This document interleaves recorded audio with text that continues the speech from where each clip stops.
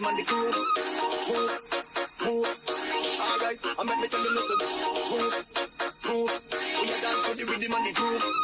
Move, move. Watch them as they bang through, them a move. So we chop it, so we do it. This a rhythm that lock down the street. So we chop it, so we do it. This a when you come feel lock down the street. Alright, so we chop it, so we do it. Lock down and we a lock down the street. So we chop it, so we do it. This a when you come feel lock down the street. All I'm full of go play back again. And everybody say yeah, yeah, yeah, yeah. All I'm full of go play back again. See them talking up the big tune. All I'm full of go play back again. And everybody say yeah, yeah, yeah, yeah. All I'm full of go play back again. See them talking up the big tune. All I'm full of go play back again. And everybody say yeah, yeah, yeah, yeah. All I'm full of go play back again. See them talking up the big tune. All I'm full of go play back again. And everybody say yeah, yeah, yeah, yeah. All I'm full of go play back again. See them talking up the big tune.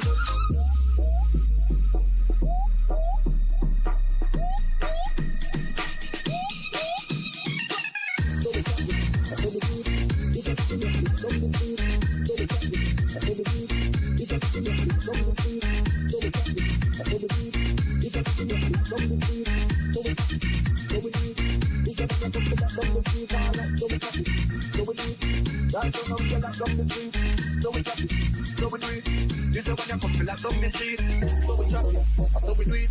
This a rhythm that lock down the street. So we chop it. So we do it. This a when you come feel lock down the street. Alright, so we chop it. So we do it. Down down and we a lock down the street. So we chop it. So we do it.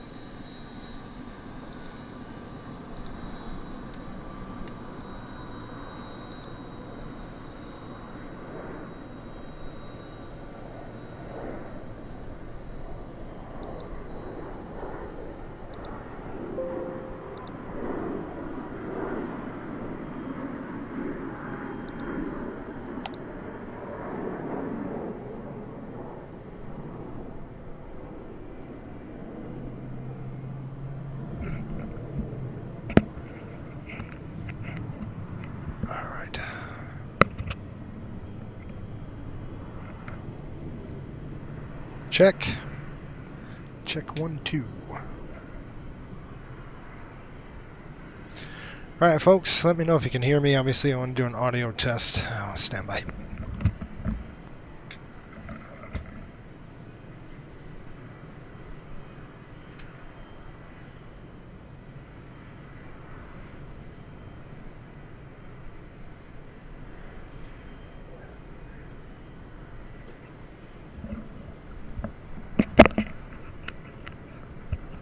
Hello?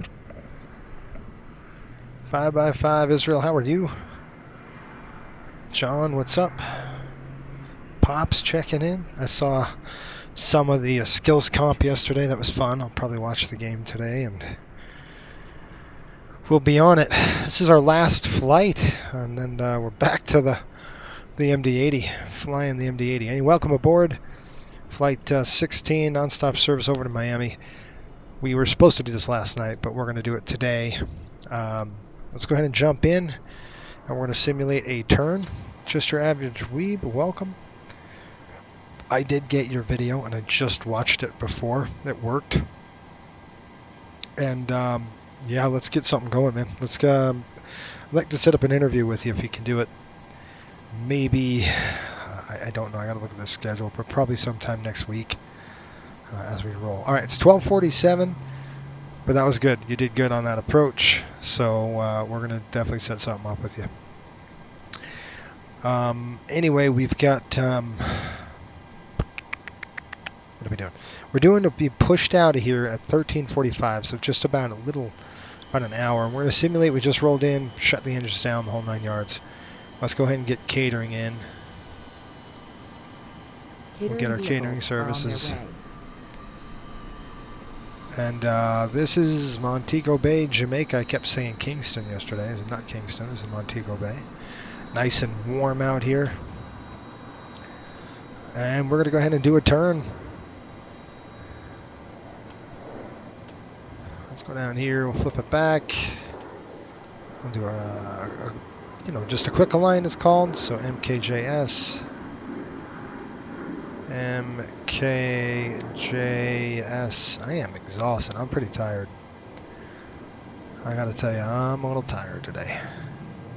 I don't know if it'll do gate 3 or gate 2, but we'll try it. I doubt it. Oh, it did. Look at that. And it does match up. So we're gonna actually use those numbers. Click on the route, and we're gonna go Kilo MIA. Throw that in there. The runway out of Jamaica here, the winds are 060 at 10, so it's just going to be runway 7 with a departure of...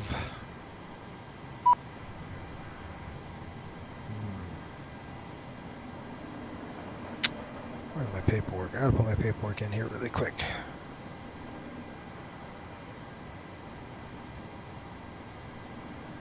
We're going from MKJS to Miami. I gotta pull the paperwork in. It looks like the Altib departure. I don't really think there is one. Let me see really quick. At the charts. I'll go SID. There is one for sure. Gotta be one here. Are we doing ad cell? This is Altib. That's south. I think we're doing the ad cell departure here. Kembo's the south. That's the south. That's the south. New box. Petsy. Rosoto. Texas. And Telup. We're going to go to the ad cell 3 departure is probably what we want to do. What kind of things should I look for in the interview?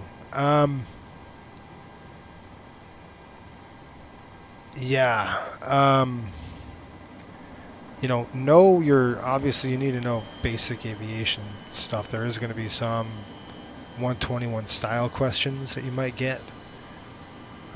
Charts, we're going to start digging in some charts, so those kind of things. Know your IFR procedures, that kind of stuff. But don't stress too much. It's general, but there's some things that we do kind of go over in detail. I don't want to do that. I want departure. We're going to do the ad cell 3. So we're going to go to ad cell, then Altib. There we go. We'll click execute that. Route data is coming in. Good. Pref coming in on the pref. We've got 0 fuel weight 118.7. By the way, the whole eastern seaboard of the airspace on the eastern half of the United States is an active military operations area, which means the entire thing is closed. So good thing we're not flying in the northeast. We'd have to fly around the long way. And they're doing that because there's a stupid balloon floating around somewhere. So they shut the airspace down. I hope there's going to be some kind of action taken. I'm just waiting. At least clearing it or something out of there. Right now it's over, I believe it's over South Carolina. It's causing hectic crap for the airlines and stuff like that. So that's kind of where we're at with this one. So it's a good thing it doesn't affect us, but it might affect us with traffic and stuff. Then we're really flying would be an issue. All right, reserves are not going to be anything. We don't have to worry about that. So we're going to put in, we are going to tanker a ton of gas. Okay, so we're tankering a lot of fuel today because it's much cheaper here in Montego Bay than it is in Miami. So we're putting at least 3,500 pounds of tanker fuel. That's probably all we could afford to put on the airplane. As you can see how high we're going, 340, because of the weight we have. Wind 303 at 37. Let's go ahead and check in and see if our, okay, they're done with catering. Well, the catering's off the aircraft. We're going to come in and do ground services. Ooh, we got to request the air conditioning unit. I thought I did it last night. Lavatory services, we're going to request our fuel truck. We're going to put in 17,300 pounds. We don't need that much for this route. We really need 13, but so we're at, it's called tanker fuel. It's cheaper here than it is in Miami, so you'd want to buy a lot more bulk fuel here, save a little bit money when you land in Miami. So the next plane this plane takes off later tonight. I believe this aircraft then goes on to Roanoke, Virginia. We won't do that. We're done after this. This is our last leg of a 2-day trip. So minus 37 degrees when we get airborne. There we go. That's all set, ready to go. We'll execute. Let's call it GSX and let's get some fuel going. Fuel requesting. Refueling truck is on its way. They finally shut. Oh, did they shoot it down?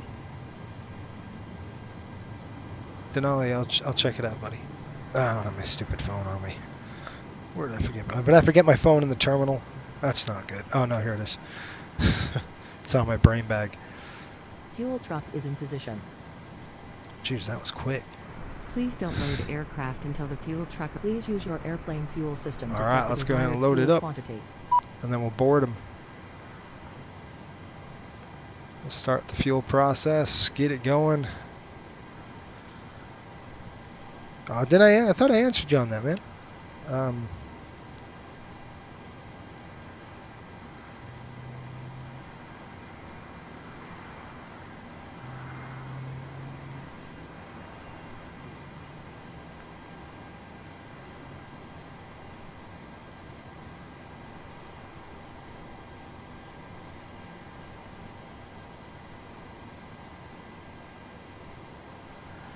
I forgot. Does 501 have you going on? I don't think it has you on VATSIM right now for 501.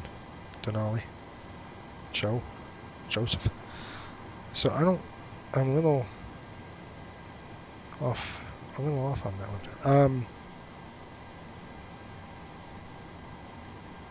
Anyway, balloon is shot down. Where did they shoot it down? Over the Atlantic? So did they open the airspace back up or what?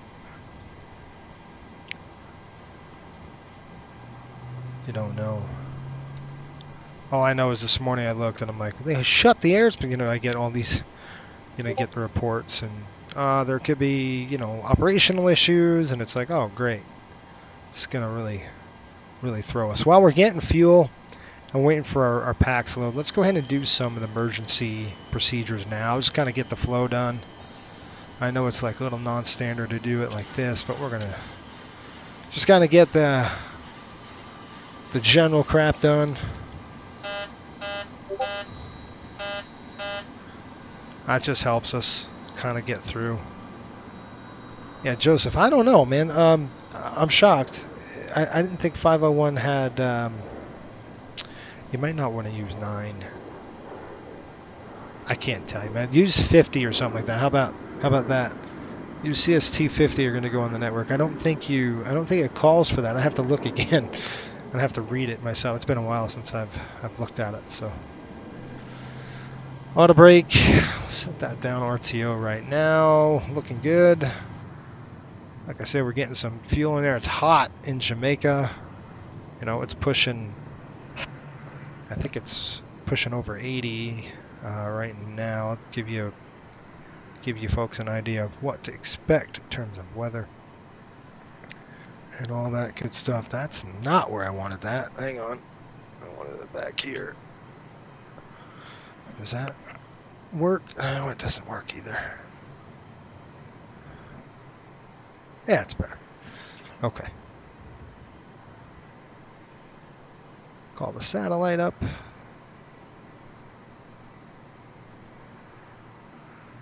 All right, Jamaica's 82 degrees.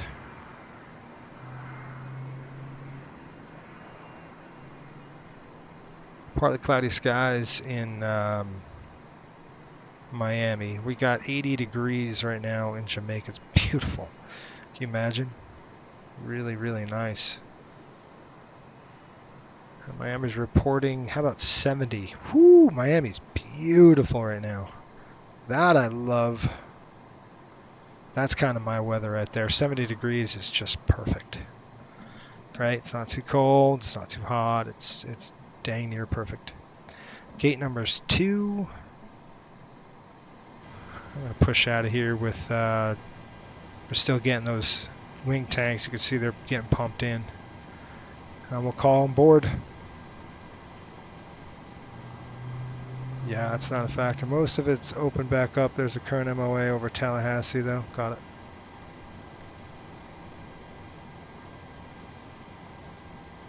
John, PMGs for Coastal have both, but I've been flying more on it.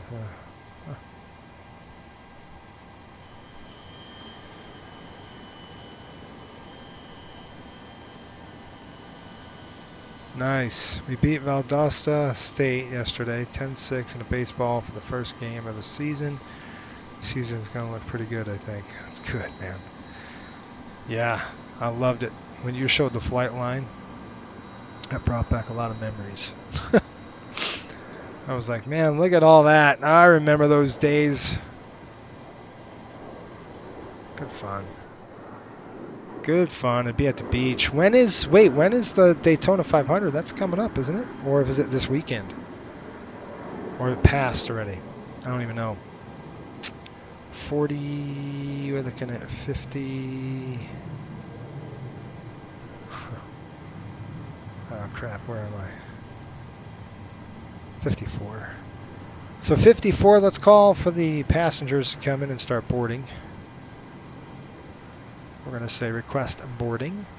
Boarding requested. Both fronts. So I'm going to go ahead and board our Pack X as well. Congratulations on doing that. I'm beating Valdosta.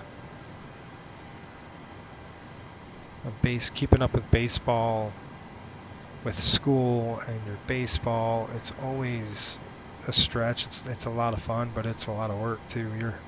You're pulling double time, you know. Flight time's probably been an hour and, let's see what our paperwork says. Our paperwork says an hour and just about an hour and 23 minutes. So we'll plan hour 35. We'll be taking off here in about 30 minutes. Once we get everybody boarded. Through? No, I don't. We're already on the airplane. Passengers boarding starting. We got 141 passengers, so almost a full load here. 141. Wi-Fi equipped. Click next. Starting to service next. Last Tuesday I got taxi behind a Delta 73900. Awesome. Oh, it's in a few weeks, so that mid-February time frame. Cool. All right, folks, I'm ready. I'm ready to rock and roll here. Flaps 1. Let's go ahead and board. Oops. Actually wanted that there. We're going to release the lavatory truck. Now we're going to release our fuel truck. They're gone. PAX 141 passengers are coming on board. We're going to go ahead and click start. And then we're going to go ahead and put our payload. Do our payload in. And the payload, we're pretty much putting a lot up in front here. 4512, just about full to the gills on the 700. And then we're doing aft is 2464. There you go. All right, that's in to go. I will turn on 37. Our paperwork says 137. I already crunched the numbers before I logged on here. 137 and 141. This is a nice... The reason why this schedule is a little bit more pad on this is because it's an international flight, right? So when we get to Miami, we're going to have... Got an aircraft coming in on final. When we get to Miami, we're actually going to have to taxi to the international terminal, so it's different than there should be an aircraft coming in on final here. There he is right there.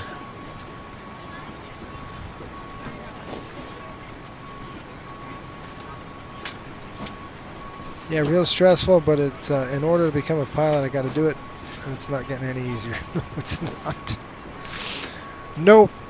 Nope, you got to do it, my friend. I played hockey for Riddle, so it was fun. I mean, it was fun. It was good stress relief at night. You know, we were just, you know, you're in school all day. You get back, you get ready for practice, and then you're just hauling the mustard. It looks like a 737 there. Let's see how you land.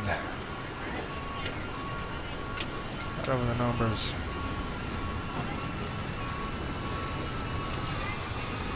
Nice. Oh, it's Copa.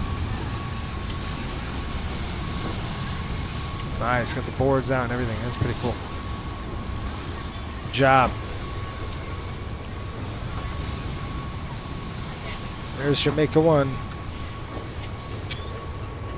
Okay, picture of that, right? All right, back to the drawing board. 13:04. We're out in 40 minutes. We'll be out of here once we're boarded. Once we get everybody on board, we're going to get out of Dodge. I won't do my flows yet. I will do the departure flow. Just kind of look at the SID out of here. The SID, it's pretty straightforward, folks. We're going to climb out of here on a runway heading, so 072. We'll go ahead and turn northbound to add cell and then fence straight through. We'll go route data, request our winds. We'll pull those winds in. How do I save my aircraft configuration? That's a really good question. I'll show you how to do it. It's really good if you're flying the PMDG, you want to start on like the runway first. Shut your engines off. Obviously, don't be on VATSIM when you do this, but you want to shut your engines off. Make sure everything is in a turn state. And then you'll come down over here, click return. You go to the menu here and click this setup. And you're going to click state save. And then you can click that, put whatever file name you put in. I usually just put the tail number. So like this, I put 808, 10, 11, 12, and I go up sequentially. So I'm going to have to do the same thing with this aircraft. I'm actually have to reset it, because if you go ahead and click this is IRS light. That's a bug. It's a stupid PMDG bug. So we're going to have to deal with that. And how do you reset that is you start it at a clean default state on the run with the engines running. Shut them all down. Get the fuel load that you need it in, and then save it in a turn status, and that should reset the light. In all actuality, we'll see. 84.490. That gives us 4 and 4. It's 8. 16. 17.6 works. Hey, what's up, SS? Hobo, what's up? Hello, it's cloudy here in Miami. Ah. Good deal.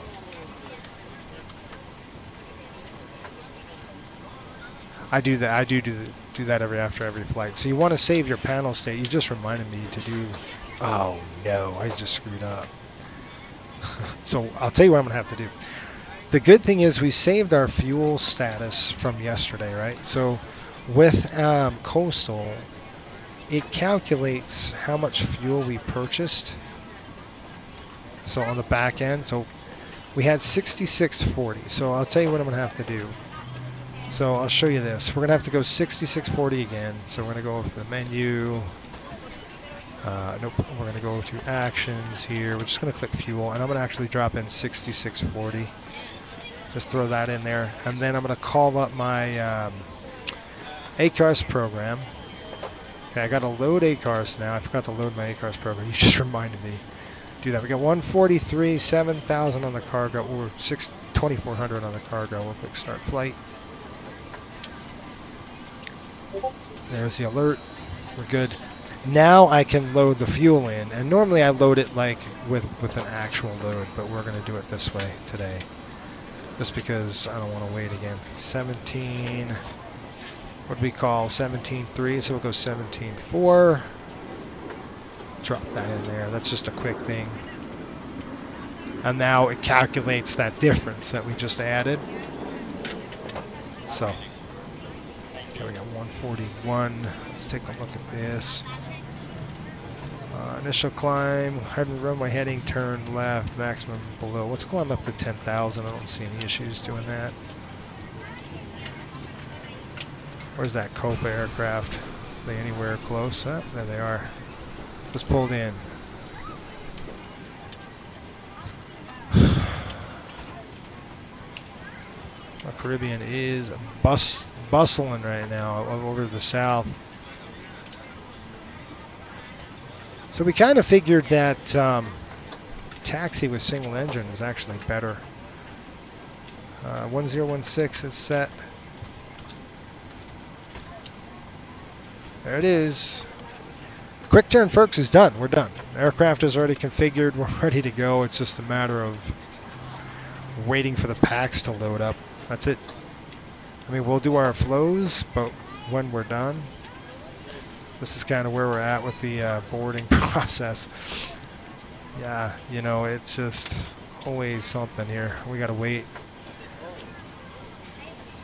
This is our airplane configuration. This guy's a little sleeping. How is he sleeping? We haven't even started yet. This dude's sleeping already. So you can see we're just waiting for that to happen, the passengers to load up, and then we're going to get the heck out of Dodge. That's what's so cool about a through flight like this. We're just done. I mean, we'll just do our flows, run the checks, and we're getting out of here. Runway flaps of 1, runway 7. I just got to make sure the paperwork's done. I'll give you guys a good briefing, and then we'll get out of here.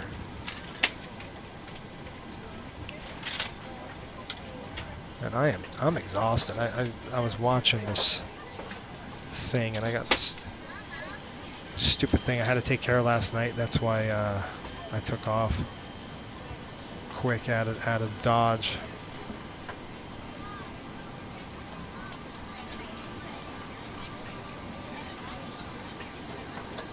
I have somebody crank calling us, so he's calling the number all the time at night, and little does he know I've got him tracked.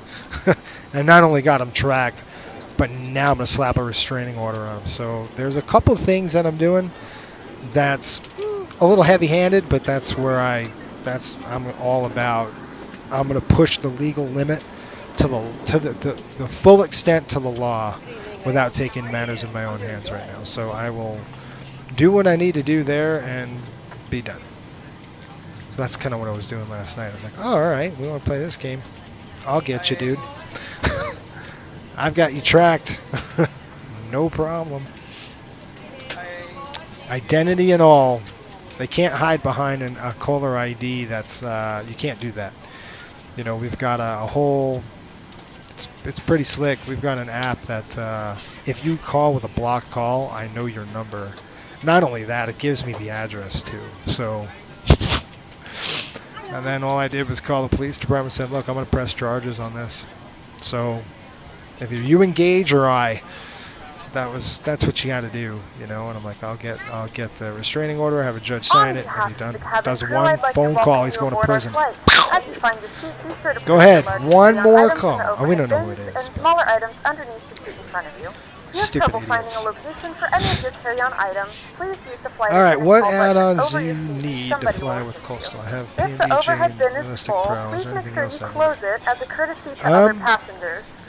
Please double check that all your items are put away so that the aisle is clear and other passengers can make their way to their seats. Add-ons per se? If you're in an se? emergency exit row, please read the exit seating responsibilities in the card in the seat back in front of you. If you're not able to comply with these actions, please let a flight attendant know so that way you can be Hold on, I can't hear you. You are free to use your portable electronic devices during the boarding process. We ask that larger electronic devices are stowed once we depart from the gate. Thank you and welcome aboard. Okay. So, add-ons, the only add-ons you're going to need is from our airports. You know, I've got a couple add-ons like real turbulence, but you don't need that. That's something that it's an additional thing. We're trying to reach you about your car's extended warranty. That's hilarious. I wish it was that. It's not. Yeah, those people. I tell you right now. I hate those calls. No, but there's some slick software out there that really, it's cool. You can't hide behind stupid caller IDs. You just can't. Go ahead. Blocked call is not really blocked, and they have no idea, and that's the best part. It's like, all right, you want to play this game? Fine, we'll play it. Not only that, but then I know exactly who you are, and so do the cops, because you already filed the police report. So guess what? It's that easy, and it's like, okay, now what, dude? Then I'll hit you with a restraining order. Do it one more time, you're going to jail. So they got to get the hint that like we're just not messing around. Change the phone number, block it, and just ignore it. But that's what we do. Some people are such idiots. Not to mention, the protection we have going on too in my house. So, oh man, good luck, buddy. I tell you, we got another dog, right? That dog is going to be pushing 130 pounds. I got a 120-pound dog right now who will tear you to limb, rip you to shreds. I mean, she will. She is a monster of a dog. And then I got my other one, and he's giant. I mean, he's got St. Bernard, Newfoundland, and standard poodle. So the dude is, he's 5 months right now, and he's pushing 70 pounds. This dog is going to be gigantic. I mean, his paws is the size of my hand. Can you imagine? I mean, he's we call him Moose. I mean, for a good reason. He's gonna be a big boy, which is good. It's what I want. That's a deterrent. Anybody comes knocking at the door. It's funny when Amazon drops off a package and they knock on the door. My dog's just like, bam! They're right to the door. They're barking like crazy. They're hitting the window. They like throw the package on the door and they turn around and run. And I'm like, yep, that's right. That's what I want happening. Not the yippy dogs. They're not yippy dogs. These dogs have a bark. Matter of fact, my big dog, she barks so loud. I have a drum and it just rattles the drum when she barks. That's what I'm talking about. That's good stuff.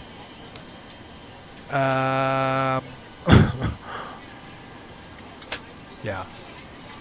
Plus, there's a couple of defense tactics we're going to have too that are going to be pretty good. Like, I don't know, flash bombs.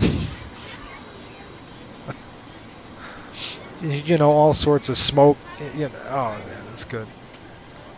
It's just, I would love to booby trap my house like Home Alone. I would love that. Just like you open a door and just something happens to you. It'd be fantastic. That's my kind of thing. It's like to inflict pain. I love that show. That's a funny movie. Home Alone booby traps all over the house. It's pretty cool. They sell strobe lights that are really high powered. Really cool. Yeah, so think about it. If an intruder opens a door and you hit him, if you don't have a firearm on you, which, whatever. I'm not going to tell you if I do or don't, but if you blind them, they can't see. And I'm talking a high-powered, blinding light, they can't see. You disable their eyes, they're done. You did everything well at that point. And in this state, in our state, if there's an intruder in our state, you could defend whatever you want to do. I mean, that's the law. Basically, to the full extent, you can defend your house and your family to whatever extent you want, which is fantastic. Anyway, enough of that. Lego has the new Home Alone. I did see that. That's pretty cool. One of my cats, Kevin, after the movie. I love it. How's the training going with the new dog? Good. Pops, he's doing all right. He's getting better. He was, the poor thing was starved. I don't know if I told you, but the previous owners just didn't know what they were doing, you know. Just young, very inexperienced with dogs, and I don't think they did it on purpose. But you know, on the bag says 40 pounds, 2 cups, or something stupid. So they were just feeding them 2 cups, and I'm like, this is going to be a gigantic dog. This dog needs to eat. So when we had him, he was all bony, and you know, he was just lanky and bony, and now he is beefed. I mean, this dog's beefy. He's got some girth to him already. We're feeding him up pretty good. He's gotten kind of getting out of that aggressive, I got to eat. You know, I'm going to kill anything that comes in my path, because he was wired like that. You know, 2 weeks ago, that you get near his bowl, he'd growl and snap. You can't blame him. It's not the pup's fault. But we kind of teach him. You start hand feeding him, and you teach him cues, and you let him know, like, dude, I'm not going to withhold any food here. You're gonna get fat in this house. And I mean not fat, but well fed and exercised, and then we're starting to train for guard dog, which is fun too. So one command, right? German Shepherds are like that. You say something, one command, and the German Shepherd just goes bananas. It's cool. Anyway, Newfoundlands are known to defend, and they become territorial, which is good. It's what we want. It's what I want. And dogs are just smart like that. They know when something's up. They just know something's not right. Cool beans. All right, what do we got? Let's do our flows now. Let me just get to your questions. Delta Senpai, what's up, man? You know, Lego had the Home Alone. I did see a Lego Seinfeld, so I'm gonna buy the Lego Seinfeld, and I just finished my Lego build. I've got a ton of Legos, by the way, up on my top shelf. Speaking of, and there are ships. I got a couple of big Lego boats and stuff up there, and then I've got a seaside village of all Legos. So it's gonna be pretty sweet. All right, enough of this. Let's get going here. That's good. Let's turn all our fuel pumps on, seatbelt signs on.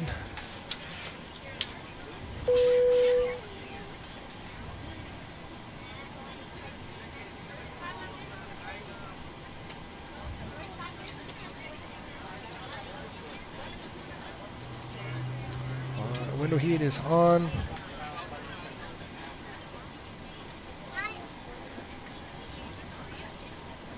Pumps coming on.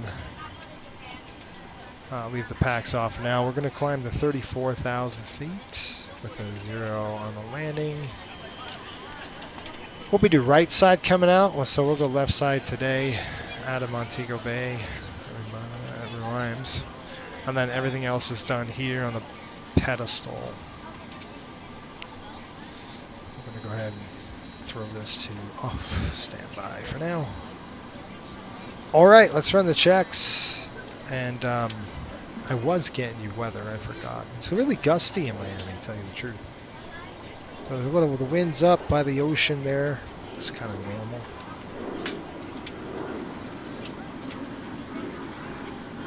Yeah, it's interesting. We had, yeah, kind of what I expected.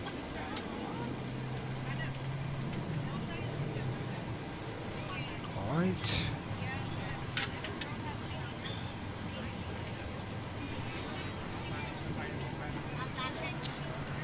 All right, folks. We're ready to go when you are. Good. Good stuff.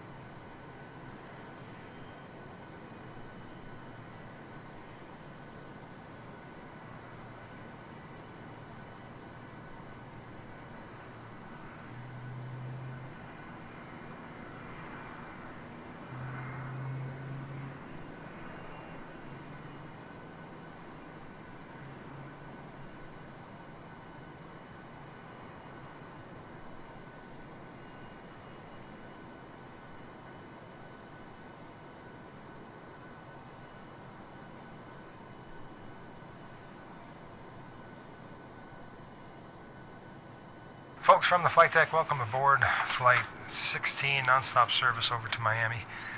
We should have you out of the gate here in about 5-10 minutes. Once we're airborne, it looks like we'll be about an hour and 20 minutes to Miami. The weather in Miami, 70 degrees, broken clouds. Might be a little bit bumpy down low when we get to the descent, so we might have to keep you seated a little earlier.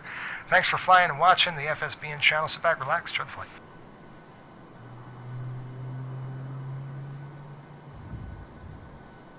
Alright, here we go. So we're boarded, we're ready to go. Let's shut the door, and I'm going to turn on the APU right now. Click into this. We're going to go here. That should be, yep, that's perfect. So that means our paperwork's good. CG's just got to come in at 6.93, and that's what I kind of had, 7-ish. 5, 6. There goes 7. Alright, let's run the checklist here. Door's going to come closed. Let's pull the gate out.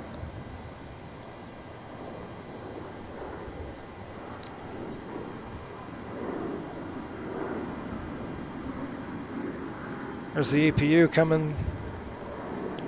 Once we get the APU online, we'll go ahead and get the doors pulled. Alright, APU's online. Timer on. Gotta wait a full minute. Ground service is coming off. We're gonna release this.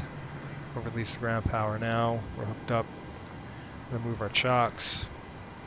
Let's go. We're a little early. We're on the early side, so what I'm gonna do is kind of speed up the clock for us so we can just get out of here at a decent time. I'll do about right there. 10 minutes early. That's perfect. I don't want to keep you waiting when we don't have to.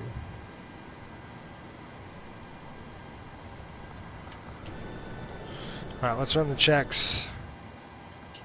And then we'll go. Okay, before start, fuel pumps.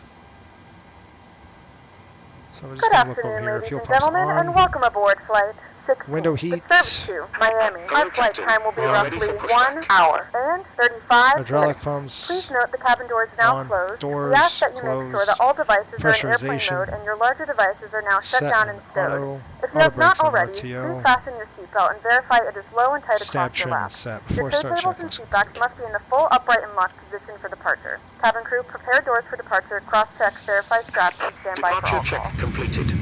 Bypass pin inserted. The gate for Miami is going to be Gulf G. We go G4, 6, and 8. Now our gate today won't be. We're going to be on the international gate, so we're going to be on Hotel 11, which is right across the way from our normal gates, which is nice. So what this aircraft would do is it pulls in a Hotel 11. They hook it up, then they push it back. They tow it out when the crew's off, and then the maintenance just jumps on and taxis as or ramp. The rampers just jump on, taxi it across. And they got to clear it, make sure it clears customs, and they just do an inspection on it. Anytime the aircraft leaves or comes in from another country, it's got to be inspected. So they've got to do, and not just a walk-around inspection I'm talking about.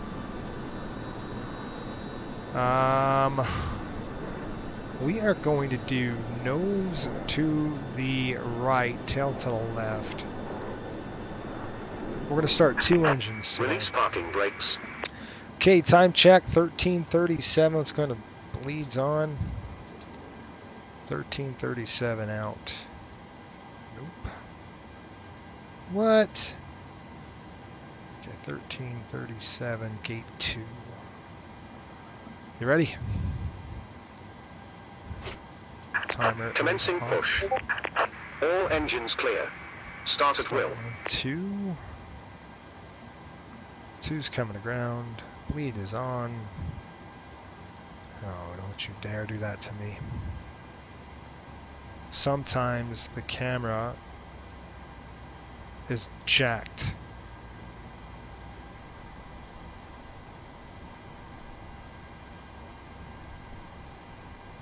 Ladies and gentlemen, please There we direct go. your complete attention to the Gosh, flight I hate when attendant that as they happens. demonstrate the safety features of our aircraft. 28%. You will Here notice we a go. light illuminated above your seat. When this light is illuminated, please fasten your seatbelts low and tight across There's a your light. lap. To fasten, insert the metal fittings into one another and tighten by pulling on the loose end of the Montego strap. Bay traffic, To release your Riptide seatbelt, lift the upper 16, portion push of the gate buckle. 2. We suggest that you keep your seatbelt fastened throughout the flight as we may experience unexpected turbulence. There are several emergency exits on this aircraft. Please take a few moments now to locate your nearest Light exit. off. In some cases, your nearest exit may be behind Oil you. pressure. If we need to evacuate the aircraft, floor-level lighting will guide you towards the exit. In the event of a decompression, an oxygen mask will drop in front of you. To start the flow of oxygen, pull the mask Roll towards back. you. Place it firmly over your nose All and right, mouth. let's go ahead and Secure turn the on elastic band the, behind your head. Tighten the straps if necessary, and breathe normally. We're Although gonna the bag does not isolate inflate, and ventilate. oxygen is flowing to the mask. If you're traveling with a child or someone who requires That's gonna get assistance, air secure going your to mask on number first and then the assist others. Keep cabin your as mask quick on as until a member of the possibly crew advises you it is safe to remove it. In the event that the pilot decides to take us for a swim, a fashionable life Set vest is parking located brakes. in a pouch under your seat or between the armrests. When instructed to do so, open the plastic pouch and remove the vest. Flip it over your head. Timer's on. Wrap the straps around your waist and buckle at the front. Pull the strap to tighten. To inflate the vest, 25. pull firmly on the red cord only when exiting the aircraft. If your life vest does not inflate automatically, There's a light. blow into the mouthpieces for manual inflation. Each vest is equipped with a whistle and light. If necessary, your seat cushion can be used as a secondary for Oil keeping pressure. the device. Once again, all devices must be in airplane mode and your larger devices must be turned off and stowed at this time. Please securely stow your personal items. Make sure your seatbelts are fastened and seat backs and tray tables are in their full upright position. We remind you that this is a non-smoking flight. Tampering with, Unlocking disabling, gear. or destroying the smoke detectors located in the lavatories is prohibited by law. Starter All cut of this out. information can be found in the safety card located in the seat back in front of you. Please read it and let a cabin Roll member back. know if you have any questions. Thank you for flying with us again, and we hope you enjoy your flight. Looking for the guy with the pin. Once we see that, Tow then we're truck gonna go ahead disconnected. and- Bypass pin removed. I shouldn't say the guy, the person with the pin. Left is They're clear. probably under Right the is clear. aircraft. I don't see them. What do you mean? There they are. See the pin right there that they're holding? That means our nose wheel steering is disconnected. They should turn around and give us a salute. Or hold that in the air, but I see it. And it looks like they were clear, so there's the wave. Thank you. We give a salute, and now we know the pin's out, and we're not going to hurt anybody with the hydraulics.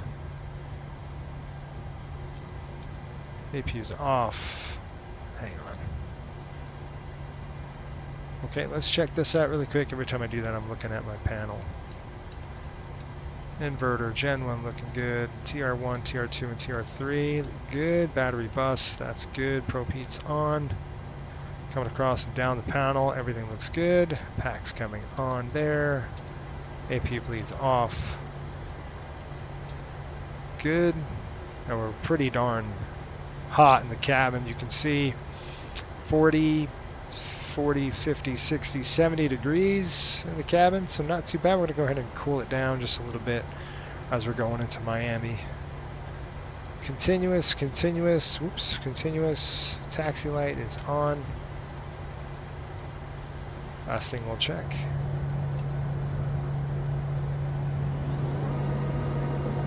Those are our control surfaces. Slats coming down. You see the front of the aircraft, that's our slats. That helps increase our wing area, increase lift and drag. Okay. We're ready for departure. Yeah, thank you. Let's go with the checklist. 2 minutes on since the start, so the engines are warmed. Before takeoff, no, before taxi, generators are on. Probe heat is on. Anti-ice off, not required. Flight controls are free. Flaps. Flaps 1, green light set. So you go flaps 1, green light set. Transponder is on TARA 2200 before taxi checklist is complete. Alright folks. Montego Bay traffic, Riptide 16, taxi runway 7. Brakes off. Let's go.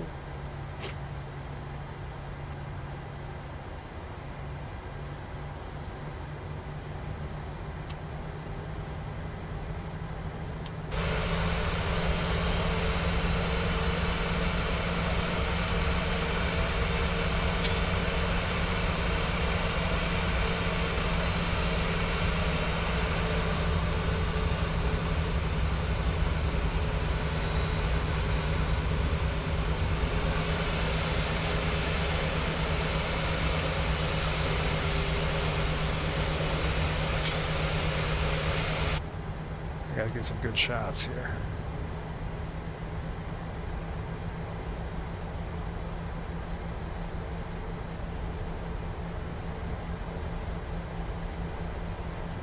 Okay, we're going to do a takeoff check now because the road is coming up. So, 10 notification. Bump it up, drop it down. Take a look for packs and bleeds. Packs good, bleeds are set. Recall, IRS, that's no big deal, it's a bug. Takeoff config, we've checked it. Packs are set, bleeds are on, altimeters are set, recall complete. Wait a minute, what the heck is that? I hit the wrong button. Takeoff checklist is complete. We're ready to go. Look at the mountainous terrain. We got a lot of mountains on that side, so let's not run into them. If we have an engine failure, we're going to go up to the left. We're going to stop if we have a light on before 80 knots. We're going to stop the aircraft. Anything above 80 knots and on, we're only going to stop to V1. We're only going to stop fire, failure, fear, or shear. Okay, we'll do that. We'll idle the thrust. I'll pull the reversers. I'll make sure the speed brake's out. We'll taxi off, do a calculation of brake cooling, and then go from there. I just cleared it. Looks good on our side here. Montego Bay traffic, Riptide 617. I don't even know. 16. Taking runway 7, Montego Bay. Look at how pretty this is. The ocean. It's right on the approach. It's really a cool approach. If you guys missed that yesterday, definitely check that out. That was a fun approach. Alright, once again clear. Go ahead and crank it in. Nice windsock right down the runway here. Gotta love it. Okay, line it up. Auto brake, auto throttle. Bring it up to 40. You're ready to go. Drop this and token. Toga's lit. Push the nose down. Dang it.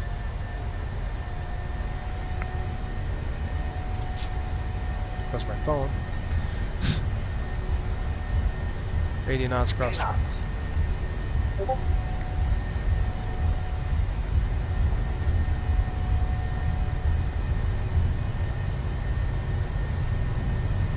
V1. Go. Rotate.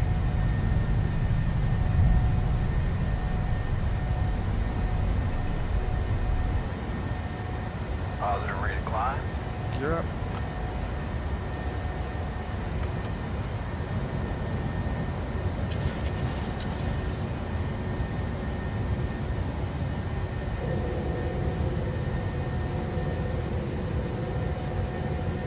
Mouse fell. I need that. Whoa, look at that bump. Woohoo! How'd you like that, you guys? That was a nice bump right there. Get back on track, airplane. Wow, you hit that turbulence and that's all from the mountain. Okay, bug it up. And roll in.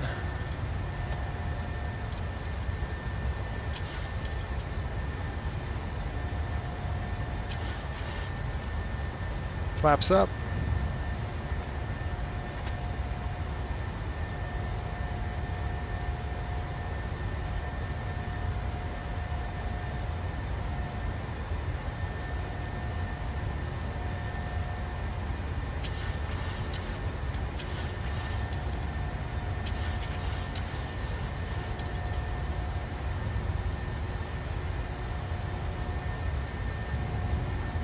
Heading, let's go LNAV.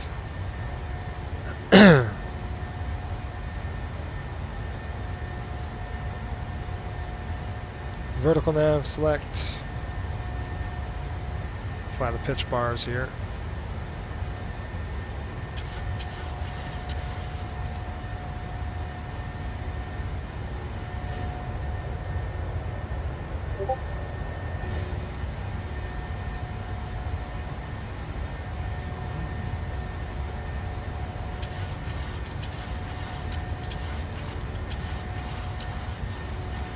Give it about 10 degrees right there. We'll let it roll. Clean it up.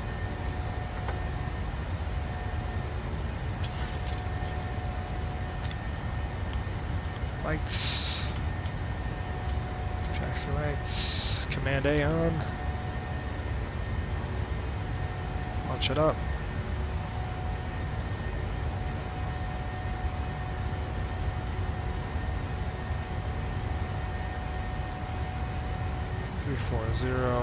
Open that. That goes. Climb check.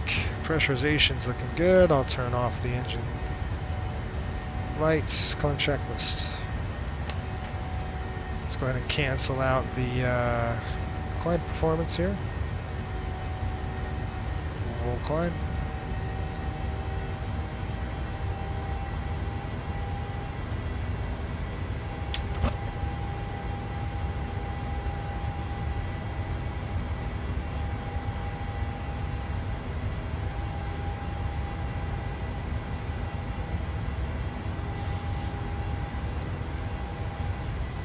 Vice, I'm gonna go Vice 9.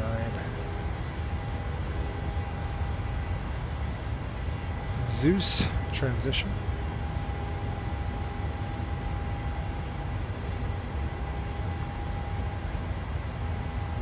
Good. Okay, climb check, here we go. Packs and bleeds.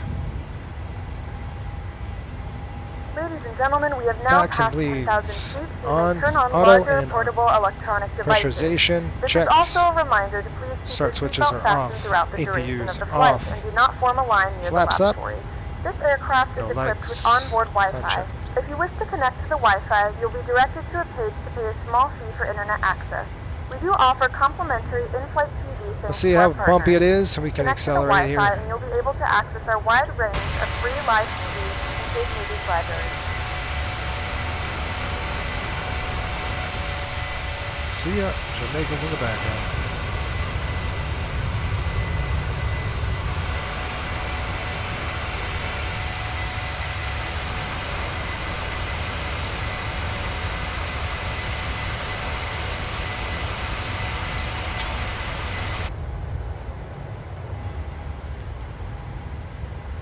We're still on the bumps. We got to keep it under 250 until 15,000. Then we could increase our speed to 280.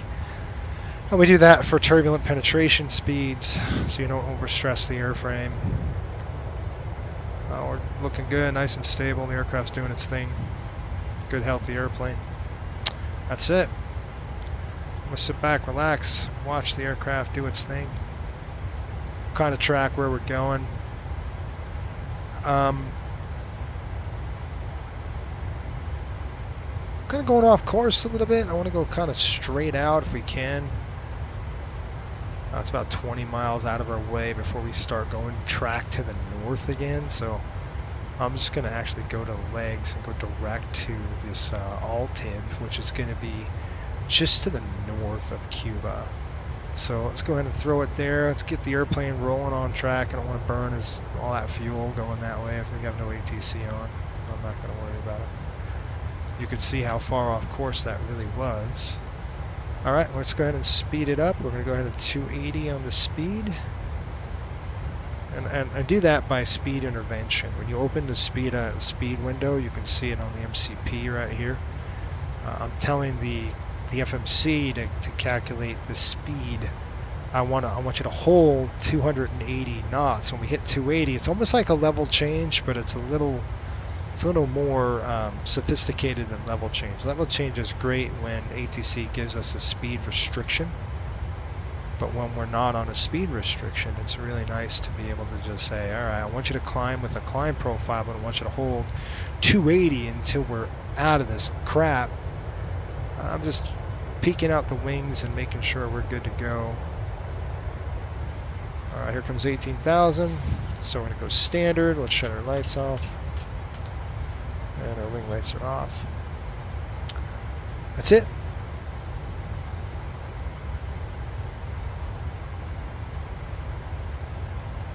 Yeah, it was beautiful scenery there in Jamaica. Denali says heading out to start at 5:01. Catch up in a bit. All right, we'll see you, brother. Have a good one. The life of luxury with a runway that long. That's true. It's the speed intervene is a great way to control the aircraft's speed and turbulent, like I said, turbulent penetration. We're gonna hold this 280 until we get to kind of north. I can't see Cuba yet. Once we see Cuba, then we kind of know we'll start getting ready for the descent into Miami. Cuba is going to be right off the nose here. I mean, just pretty much directly out in front of us. That's it. Hard part's over. Lots of fun. Let's go ahead and get, see if I can get in here. There we go. Get you some wing views. What a beautiful day here over the Caribbean. It's gorgeous. I mean, you can't go wrong. It's partly cloudy sky, a few broken layer of clouds. Nice airplane. She's cool looking.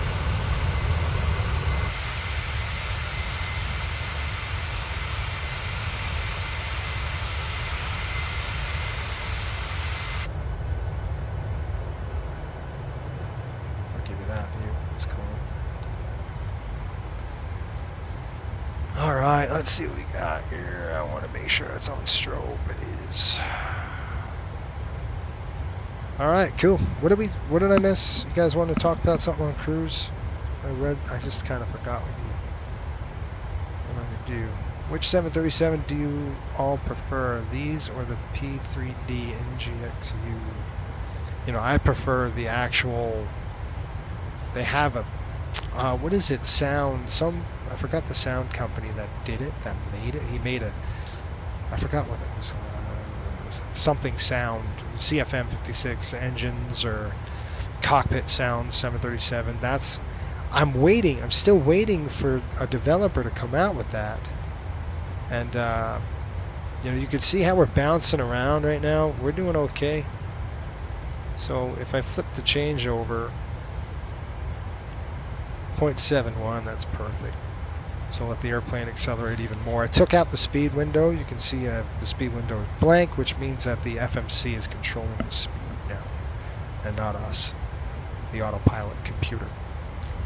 I needed to see what the turbulent penetration speed looks on our airspeed. That's a little bit of fluctuation going on with our speed, which indicates possible bumps. It wasn't forecasted to be bumpy. It is forecasted to get a little bit bumpy as we get to Miami, but right now it's not supposed to. Another thing cool about this is our cabin. I don't know if you folks have seen our cabin, but these seats are made out of recycled fishing nets. Pretty cool. This is our Neptune cabin configuration. So pretty cool stuff in the cabin here. We got our own magazine going on, Coastal Currents it's called. And then we give you a complimentary mag here called, this is our safety card too. You can obviously tell that's a 700 card. Pretty cool, revision 1. The attention to detail with this airline is pretty good. Tail Fly Fishing Magazine, we give you a complimentary copy of those. So pretty cool stuff.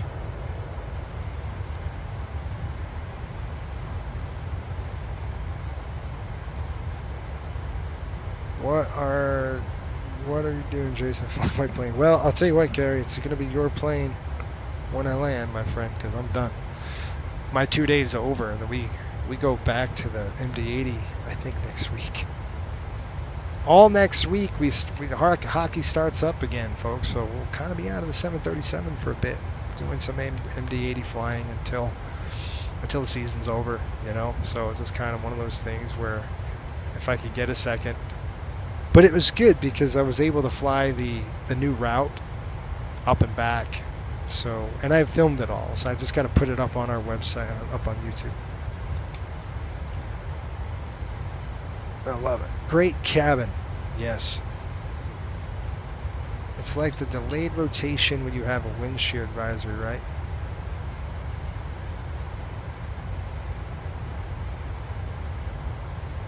Yeah, that's right. When you hit a wind shear warning, and if you're up,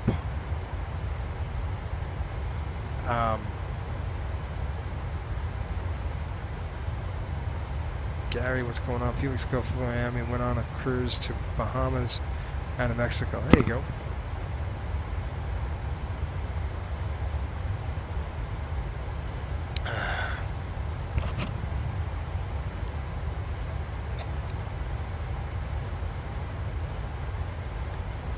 Yeah, wind shear precautionary takeoff profile. Yeah, you're going to want to go full power on that and then hold it on the runway a little bit more than normal. If you don't have a wind shear warning before B1, then you just keep it on the runway and then pop it off. But yes. Will you make a weird special Southwest Coastal hybrid livery for Canyon Blue Southwest? No. What airline is that again? Who? No. Sorry, folks. Not going to happen. Not until they change their tune, at least. Which is... I don't think it's going to happen for a bit. But anyway. Hence why Coastal was born. I saw the path coming. I said, you know what? I'm not a fan. I'll tell you right now, we have a special livery coming out, and it's absolutely gorgeous. So I will tell you, it is really nice looking, good looking livery, and the next 4 aircraft, we have 2 700s are going to be painted in this series. And then we're going to have 2 800s painted in the series. So it's going to be a 4 total of this special livery. And it's awesome. I mean, Jordan did a fantastic job on it. It's going to be nice. Really nice. 32 for 34. We only have 8 knots of headwind, folks. That's fantastic. That's good. It's money in the bank for us.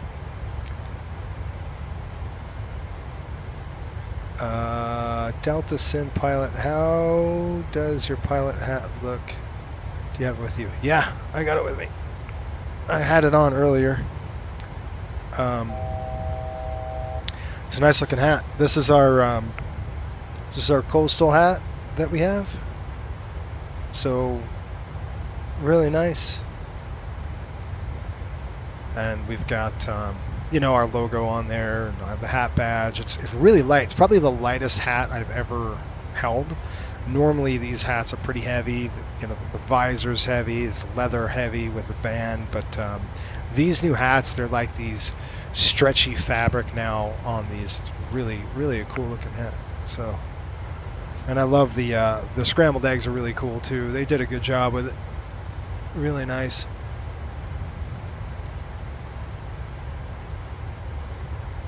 Yep.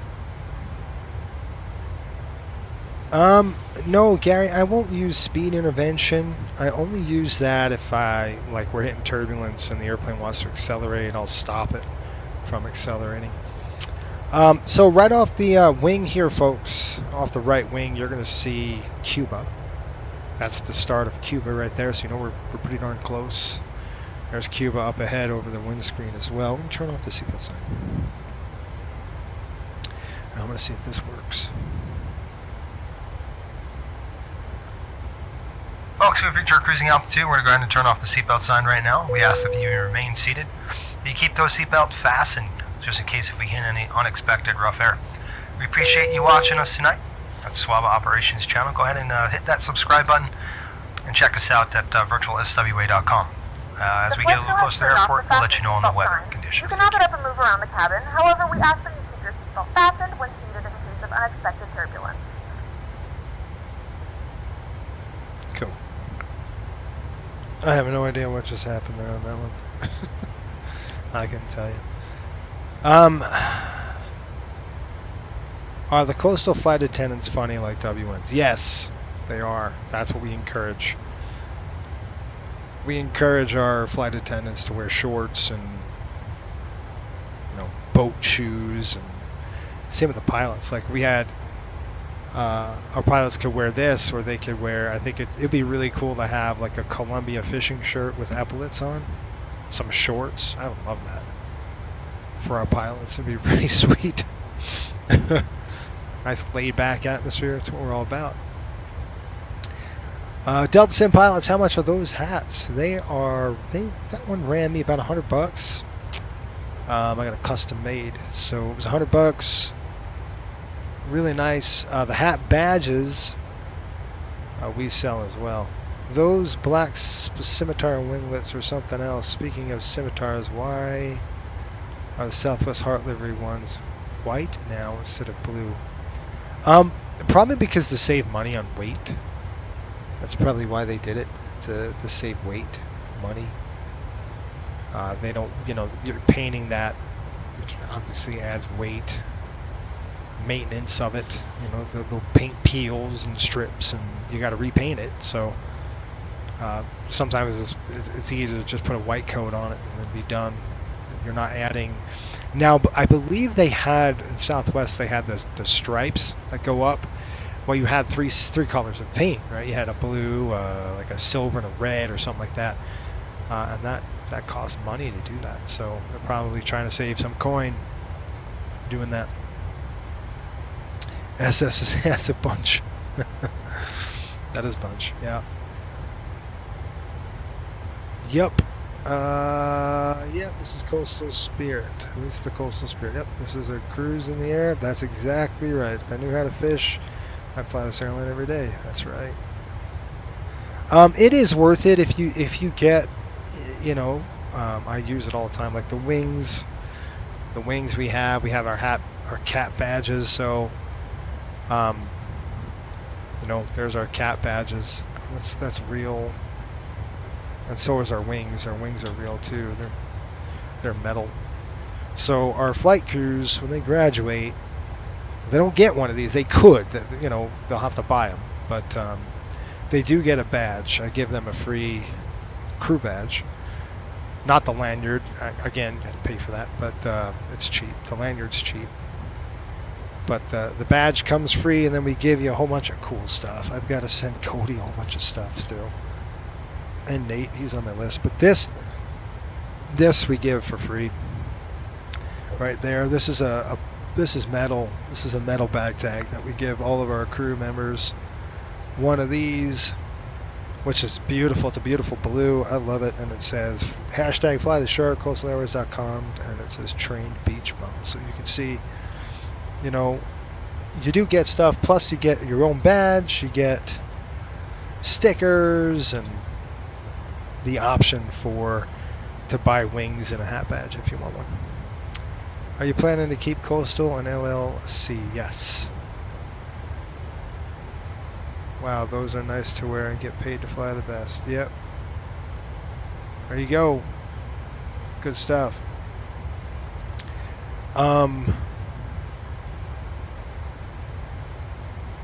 Yeah, our pilots get we virtual money. So it depends on how you fly, right? If you really have a bad landing, you smash the airplane in, you're gonna get docked on pay. That we're gonna dock you. So it's funny. You break it, you buy it, kind of thing. It's kind of the same principle, where some of our pilots have struggled with, and I've been there too. I've had a soft landing, and I was like, oh man. So we'll nail you on soft landings. It could, your account could be negative. Like I have a couple pilots who are in the negative accounts because they've had a few maintenance issues or whatever, because they either slam it down too hard or rake a wing tip across a runway or something like that. You start damaging the airplane, you're gonna be paying for it. You got to pay for the inspection. So that will cost your bank account like $2,500 to $3,000 every time you screw it up. So you learn really quick not to land crappy with Coastal. You're going to land, you're going to put it down nice and firm, not too firm, but firm enough where you're not going to get a soft inspection, and you're not going to get a hard inspection. So you want to try to try to keep it in wings level. With this aircraft, in a few moments, we'll be starting our in-flight service. We'll be serving these complimentary split drinks scimitar and snacks. winglets, Please look in your seat back for a list of complimentary you only got about drinks. 7 degrees Premium before you drinks are rake available for a across the small charge. runway. Please note that we only accept So, credit cards. you simulate all that, right? So if you're on a split scimitar winglet or even a normal aircraft and you go 7 degrees wing down, you're gonna get an inspection on you. It's gonna trigger and it's gonna say, dude, now we got to check the engines and all that stuff simulated. So if you really screw it up, trust me, I know, I've done it a few times. Everybody has. I want to make a T-shirt called the Capital Investors Club or something like that, where you start investing into the airline. This is Cuba, folks, so we're just approaching Cuba. We're going to get ready for this top of descent here coming up shortly. But it is a pretty livery. Jordan did a fantastic job on it. Kudos to him and what he's done here. I love it. Great flagship. It's we're here to stay. Jamaica, obviously. More flights coming for sure. We've got a lot more coming. To be really busy next week. Just looking at training. I've got people in training, so I've got to watch training videos and stuff like that. So it's good fun.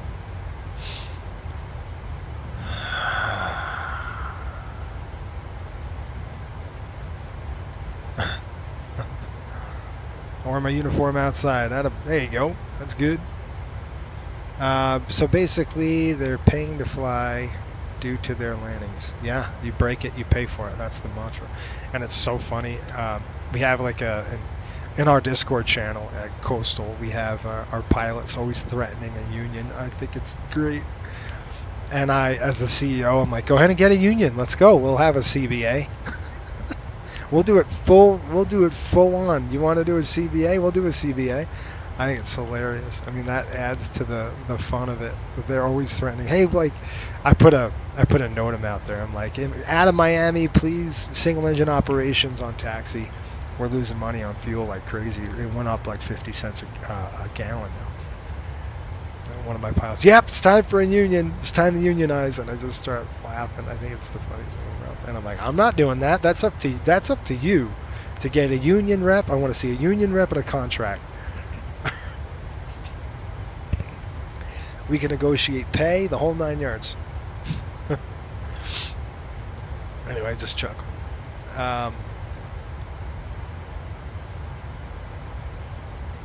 What happens if your account goes negative? Nothing. You owe you work for the airline until you pay it back. That's the best part. It's like, oh, I got a negative account. One of our pilots was thinking of I owe the company money, so they own me or something like that. And we all have a chuckle and a laugh, but it's just you keep flying, that you'll get paid. And FOs make less money than captains, obviously, and if you're a low time FO, you make less money than a captain. But that's fun. I think it's awesome. It's super cool.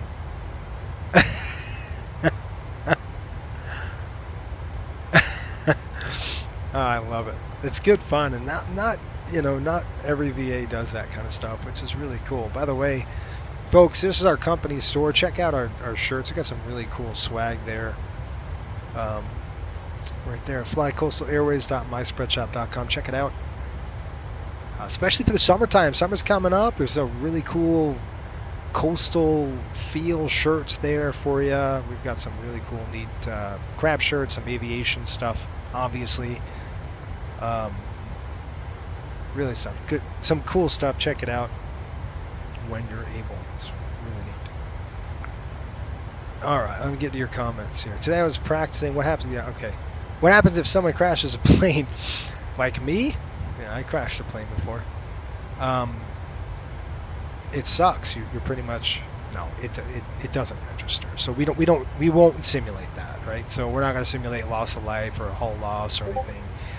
That kind of takes the spirit away.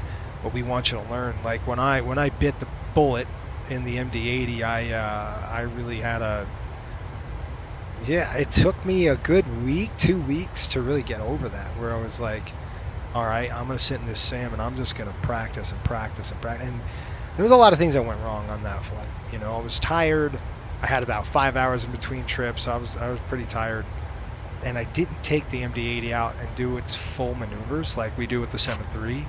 We take the 737, folks, and we bend it. I mean, we do all sorts of maneuvers with it. So we're comfortable in the aircraft. We're comfortable in a stall. I didn't do that on the MD-80. And sure enough, if I did, I would have never got, you know, I should have never been in that situation to begin with. That was a nice little weather update. But anyway, yeah, so, I mean, if you really bite it, you just got to redo the flight, and then it's an ASAP report, because we have our own ASAP program where you're going to tattletale on yourself and say, I screwed up, this is what I did. And we use those ASAP reports anonymously as training for our CQ training, our continuing qualification training. So a lot of these things that you're going to see this year for CQ for our pilots are going to be things that happen on the line, either crosswinds or stalls or something like that, where approach to stall or an unusual attitude or something like that, a failure of some sort. So things that happen on the line to all of us that we can now document. You would email the ASAP email. I think it's on our Discord channel. We have a whole ASAP email that you use, and you write up a report on what you did and what happened. Nobody gets reprimanded or anything. It's just, again, we use that for training. And it's pretty cool. Today I practiced landing in a mobile sim in severe turbulence, and I was banking 80 degrees and short final over the numbers. Whoa! I had to get a wing drop and almost a wing strike. I have to go around. Yep, that's probably what you got to do. Sometimes I get a wing strike and my wheels would touch, and I just deploy the reverse and not go around. Yeah, well, it's the sim, right? Yes, as long as you get paid for your training. You don't get paid for training here. You don't get paid, man. Matter of fact, we make our pilots ferry aircraft. Like, I've got 2 800s that need to be delivered next week, and I'll make our training pilots grab, if they want to grab 2 800s, they can fly them down. They won't get paid for it. They're doing it as part of wink wink training. But I think people love doing that. They you know, it's funny. You guys know if you saw that delivery flight with the 600s, you'll know the kindness, the bottom of our heart. We did it. Just saw your answer to the oxygen test question. Just score, thanks. You bet. I like that system. That'll really help future pilots. It does, for sure. Will you do the seniority system for routes? Yeah, for bidding, sure. We're coming up with actually a new bidding system now. We're talking about an actual mobile app for our pilots. So our pilots are going to be able to go on a mobile app and actually bid the system, bid their airplane, or not the airplane, but bid their trip on what they want, and seniority gets top pick. Right? So if you've got seniority and you're high on the list, then you get first dibs, and it goes downhill from there. So it's important to get a high seniority number. Yeah. Let's see here. Flying aircraft is kind of fun because takeoff pushes you back in your seat and you climb at 6,000 feet a minute. It's so true. Empty flights, it's real fun to do. All right, folks, guess what? You're going to see the end of the northern part of Cuba. We are done here. We're going to get ready for our top of descent coming up. We got Miami pretty much right up there. We're going to be heading right to it. So we're going to start getting ready for the top of descent. We've only got probably 30 minutes, and then we're going to be cranking into Miami pretty quickly. Cool stuff. Okay. So Vice 2, let's go and get some weather here in Miami and see what we've got. We'll start kind of planning for it. Let's see what we've got here on our progress. Yeah, 174 nautical miles to Miami. It's a good time to start kind of planning for the arrival. We kind of like to do it about 200 to about 100 miles out at least to start planning for it. I don't want to be rushed. So Miami Airport is reporting right now winds. Ooh, it's going to be bumpy. 050 at 14, gusting 24 knots. We're looking at 10 statute miles. Sky condition is scattered at 029. We got broken at 039er. Broken at 6,000. So a couple levels of broken layers here. Temperature's 23. Dew point 20. Dew point 18. Altimeter 30.22. Let's see what we got.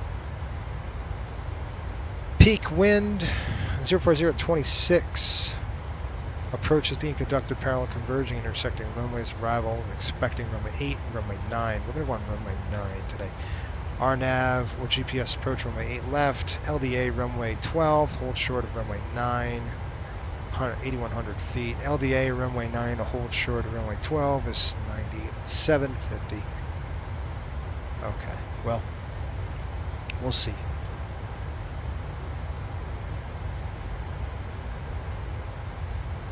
Okay. Numerous cranes in the vicinity of the airport. Check current NOTAMs. Multiple cranes below 150 feet vicinity. Low-level wind shear in effect. Birds in the vicinity of Miami. All aircraft reback hold. Short instructions. Assign altitude. Advisory of information. Gulf. That's what we're looking at right now. So we've got Niner. We'll come in 9. Probably just fly that ILS on a backup there for us. It's going to be easier to do that. Back it up on the ILS and be done. ILS 9er. Going to get some wind, folks, so it's going to be bumpy. We might have to do a go around, Mr. Broach. Try it again. Let's see. Just take a look at one of the airports just to the north of us, and want to see if we really have a tough time getting to Miami. Let's see what Fort Myers looks like. It's just in the back of my mind where, all right, let's say we can't get in. What are we going to do? RSW. It's about 90 miles just to the north. They're reporting not that much better. 050 at 15, gusting 24. I mean, yeah, really all of the airports are going to be like this. Just the way, the nature of the beast is with this front that pushed through. So, no big deal. Let's go ahead and, again, runway 9 is going to be our runway, 110.9. We'll just be ready for it. 110.9er.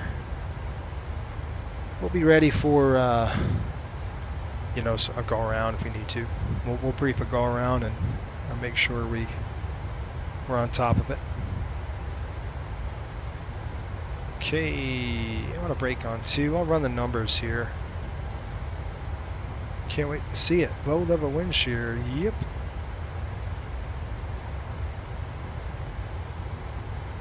Yeah, I'm excited for the 7572, folks. It's going to be really nice.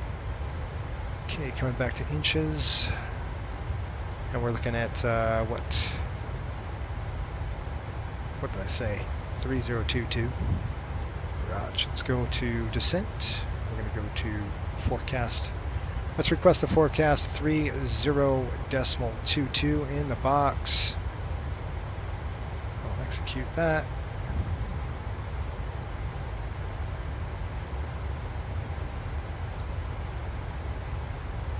We'll check our weights here in a minute.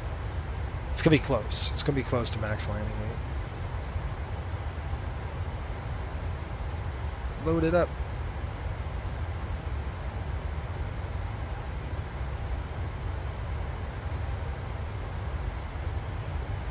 Okay, good.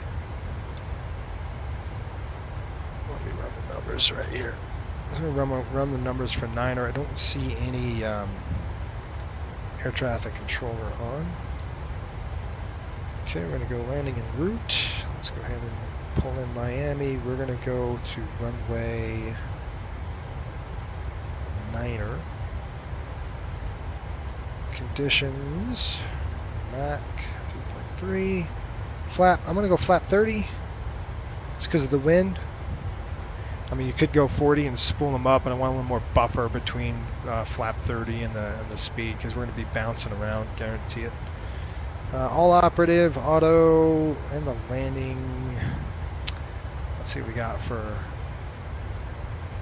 our landing ref right now. 130, so 128 is our max gross landing weight. So we'll probably be pushing close to that. You know, I'm going to plan for 128, and we'll see. We're burning a little less fuel than anticipated,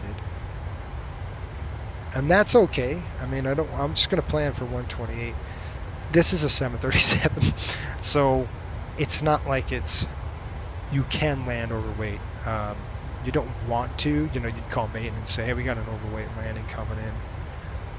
You know, they'd ask, what's your weight right now? You would say 129. They're going to be like, don't worry about it. Basically, that's how it goes. You know, if you're way over, we're definitely going to be in the 129 range, pushing 128 when we land. So we'll be at max landing weight.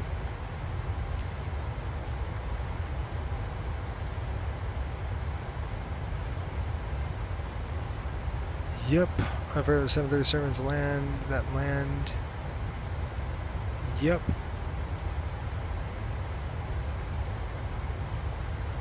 No. 7,000 feet. What's the minimum landing distance for a 700? When I looked it up, since no. We land at Key West, which is a 5,000 foot runway. Just in a 700, just to let you know that that's no problem. I mean, it's tight.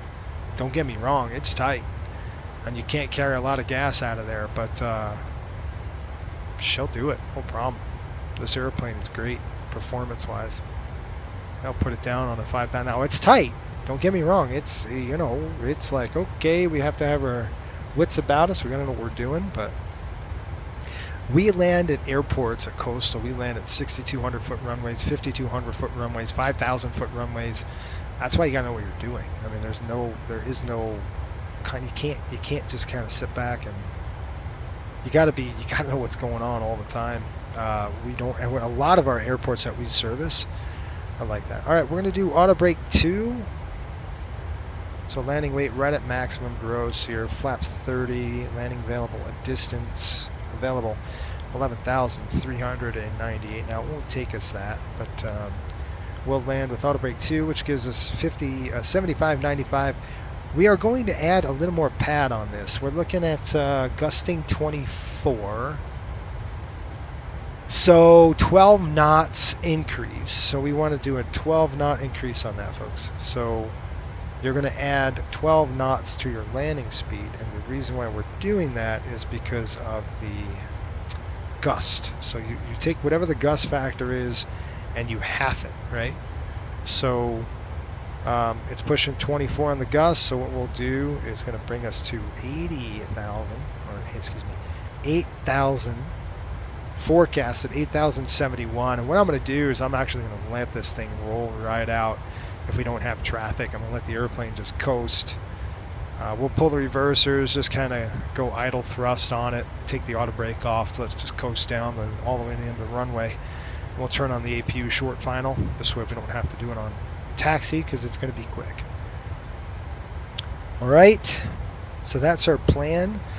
Our gate is, I believe it's Hotel 11. I'll take a look. Runway is 9. Auto brake's on 2. I got a VREV. Just to let you know, our VREV speed is 145 knots. It's pretty darn fast. Okay. So you could have lacked 40, keep the engine spooled up a little higher, but because of the buffer, the buffeting, which we're going to get on descent, you know, I'm gonna let flaps 30 just to keep a little bit of a cushion between, you know, loading full load on the flaps, and then we'll keep our speed up, and we're going to do that with 145 on the speed. Any questions there? The threat here is going to be that missed approach or low level wind shear. If we hear wind shear, we're out of there. We're not gonna mess around. Let's just go over the procedure right now. If the autopilot's on, we hit the toga switch. The airplane will get dumped in our lap, so we'll have an airplane in our lap.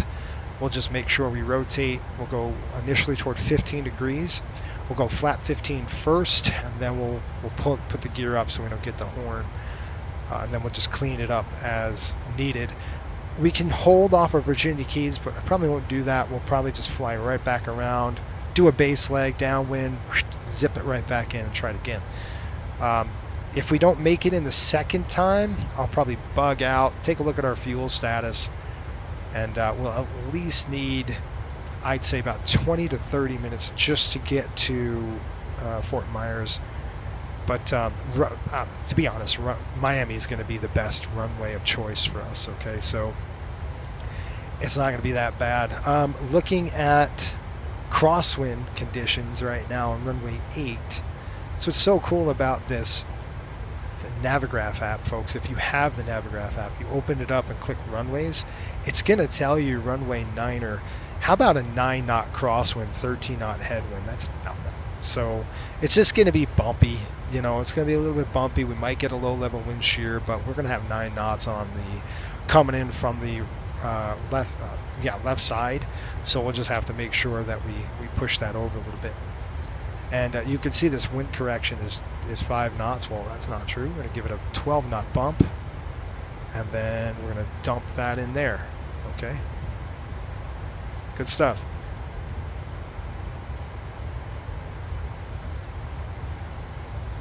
Do you allow reverse idle on landings? Yes, of course.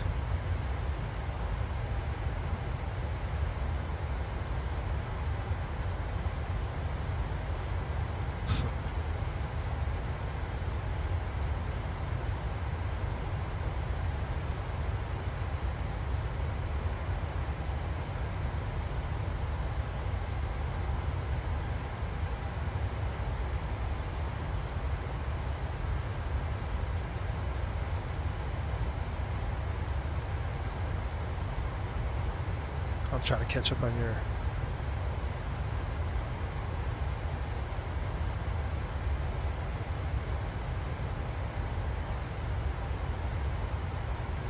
Whoa, where my dogs just jumping around each other, biting each other, smacking each other around. Whoa. Here, hang on. All right.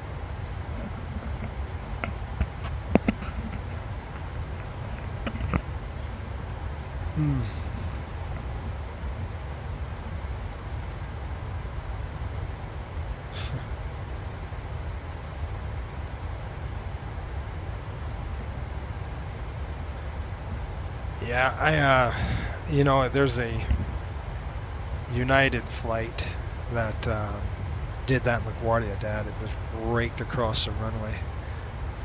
In real life, it was pretty intense. It's all over the internet. If you guys did a search on that, you probably can see it. Where this aircraft is on a circle to land. It was a 737, and he just went, just dragged that wingtip across the runway, and ripped the split scimitar wings right off the airplane. Poor dude.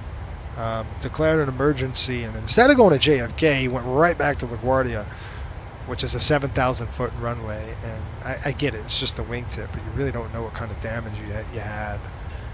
I would have, if that happened to us, I just would have bugged out, went to JFK and said, look, I want the pavement, I want long runway, they've got to clean up debris, who knows what happened. So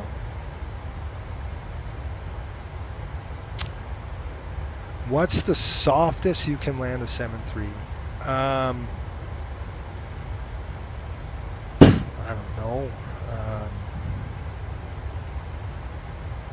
50 maybe? Less than that? I mean, I remember we did one flight in a Midway. It's a, what was Midway pushing, folks? You guys remember this flight? I think some of you are watching this. It was like maybe a 5,800 foot runway, something like that.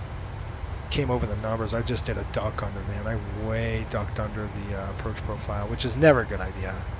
But I needed to, I had to. I was like, look, we gotta take this in. I do a little duck under, flew the thing in, and I mean, what was it, 50 feet? But that's not, we don't, like, I always say this, captains like to stop, FOs like to land soft. So I don't care. At Coastal, like, one thing we ingrain to our pilots is, I don't care how soft you land, as long as you don't break the airplane, right? In terms of, well, I shouldn't say that. I don't care how hard you land. Everybody wants to have a nice soft landing or a grease job, but when you sacrifice runway for greasing, that's a problem. Now, sometimes, like at Denver, it's like a 14,000 foot runway. I'll just drag that thing right in there. And so, like on the MD-80, I do that all the time. I'll sit there and just kind of 120 feet a minute, but I'm like eating all this runway up because we're super light on the MD-80. We got like 60 people in the airplane. I want to give them a good ride, and to be honest with you, it's like we've got plenty of runway, and the MD-80 can stop quick. That airplane can stop. When needed, that airplane really can stop. Same as the 7.3 can do the same thing. 7.3 is really good performance-wise that way. But when I'm flying a line flight like this, I don't care. It's like just put it on the pavement, especially when we're landing into some really tight airports like Key West. It's a 5,000 foot runway. I mean, a Cessna, you're looking at that going, oh baby, now take a 737 in there. So yeah, I hope that helps. Like it just, we don't care about landing rates. The only thing we do care about is you have a range, and you got to be within that range. You can't be under 50, you can't be over 600. That's it. Anywhere in between is a good landing, as long as it's on the mark. Put it within that first 1,500 foot of runway. So today, when it's windy like this, I'm not screwing around, folks. I'm not going to sit there and hold it off the runway. It's going to get pancaked on the ground, and we're here. I don't care if it's 300 feet a minute. I'm slamming the airplane down, like dropping the piano on this landing. I'm just going to warn you right now. It's going to be a tight one. It's going to be heavy. It's twofold. It's windy, right? We're going to have gusts all over the place. The airplane's going to be rocking and rolling. I guarantee it. So I'm not gonna mess around holding it off the runway. I'll just cut, chop, and drop. That's the end of it. And again, that's you're flying a split scimitar winglet. That's number one. So you don't have you can't drag a wing down like you could in a regular 700 with no split scimitar winglet. You can kind of fool around with it a little bit, but you can't on this aircraft. You just got to get it on the ground. And I might even side load it a bit. So in split scimitar winglets, Boeing recommends a little bit of a side load and then kick it out at the last second, do a side slip, then just kind of drop it out. But they want you to land a little sideways because you can't. Like, let's say we straighten it out, we're going to get pushed off the runway if we don't drop the wing, right? So we have to side slip it in and then almost land in a little bit of a side slip, boom, and then bounce it and then kick it out the last second to align the aircraft up the center line. So that's kind of a technique that we can use if we just side slip the crap and just side load the crap out of it. I don't care. It's just a tire. Flat spot the tire, it's fine. Yeah. Since they're not meant to land soft at all. No, they're actually built not to. You're 100% right. Jason landed in 46 feet a minute Denver. Yeah. The captain definitely prefers the blended winglets over the split scimitars. I like a blended wing. I do like the split scimitar winglets because it saves gas, right? It saves money on fuel. That's what it does. It costs, it decreases drag, which is nice. And in turn saves us gas money, which is good too. That's what I like to see. It's good for the economics of the airline. But you know, these split scimitar winglets, they're real hard to land sometimes. You know, you're taking a crosswind. You don't want to drag that wing. And I'm talking, when I say dragging it, you're going to drag this across the dang runway if you start doing a wing low. It's gone. You know, there's thousands of dollars right there out of the on the runway. So we don't want to do that. So let's not do that. So what we're going to do is I'll side slip it.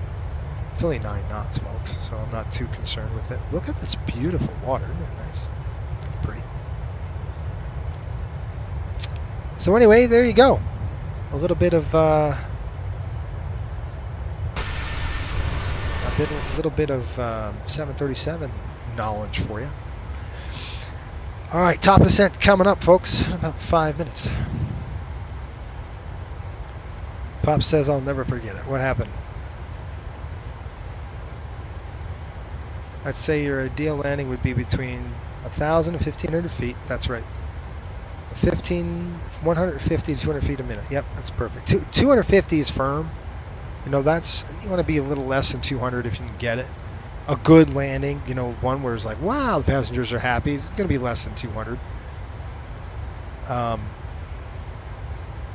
Yep, I float my landings in Denver 16, right, so I can get to the gate immediately. Yeah, I usually won't float. What we'll do is just land normal and just land long like we're going to do today. We'll just roll it out. Blended winglet. Comment I made referred to the United captain. That's what I was talking about, yep. The view is so pretty, it is. Gary says, I don't like crosswinds. I get my left and right foot confused which way to push. Alright. I'm a bigger fan of the blended wing than the split. So am I. Joseph, preparing 501 now. Should be in about 30 minutes. Yeah, man. I'm happy for you. That's going to be fun. I'm looking forward to reviewing that.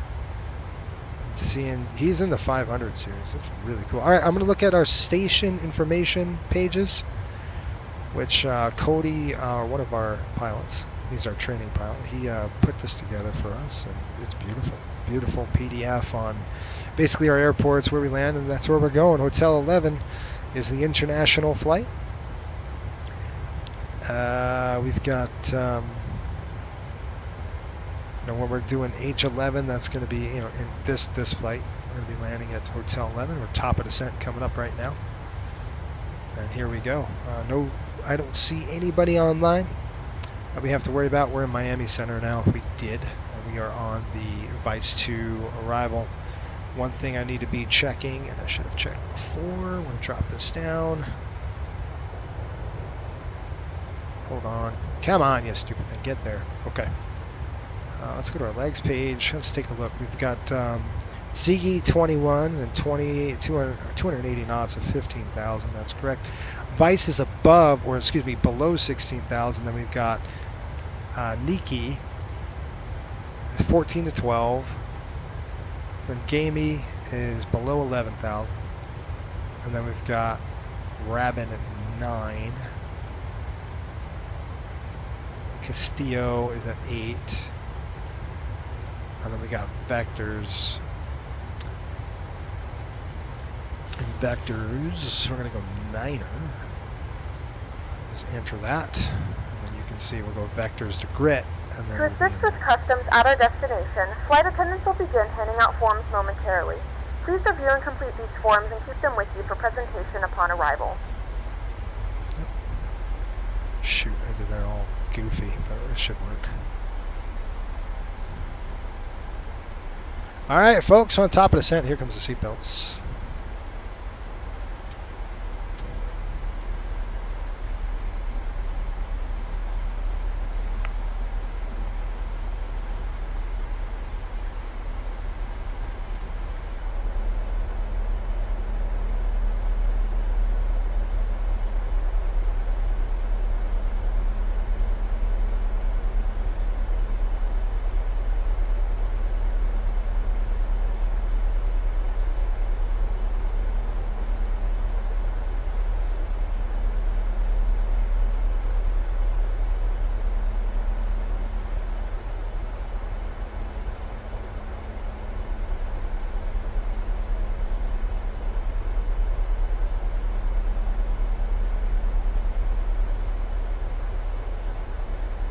Folks, from the flight deck here, Captain speaking, we're on our way down to Miami right now. Seatbelt signs coming on. Please remain seated. We're going to have the flight attendant see a little bit early. It might be a little bit bumpy down there in Miami. Winds up a little bit. Should I be on ground here in about 20 minutes? Sit back, relax, enjoy the landing. Right now, Miami, the weather, just a few clouds, broken clouds there, and about 70 degrees. Just a beautiful day.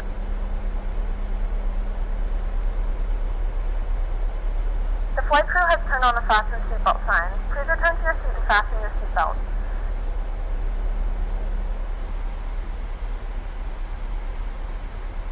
All right. Well, there you go. Early late then. I think the 7.5, 7.6 has the best wings. Yep. SS, like the bug saw noise during cruise. I can still hear it during descent when the engine starts. 46. What's the 7.5 200's first route? It's going to be a charter flight right now, buddy. So I don't really anticipate getting that on a line just right yet, but we will eventually have line flights for the 7.5. But I'm going to be doing a full-blown training program for that. So that's going to be an upgrade thing. You're going to have to fly 7.3. You're going to be pounding the 7.3 on the line for a while before you can upgrade to a 7.57. You got to get your hours up, and then you can graduate up to a 7.5. That's kind of what I see, you know, just like we'll have the 7. We're going to be heavy, like I said, heavy 7.5, 7.3, 7 for now. And we'll see. Things might change, and it could change. But that's kind of the way I see it right now. All right, where the heck are we? Crot, 280 knots. We're there. Everything's set up. 093. I've got 110.9. Set up there.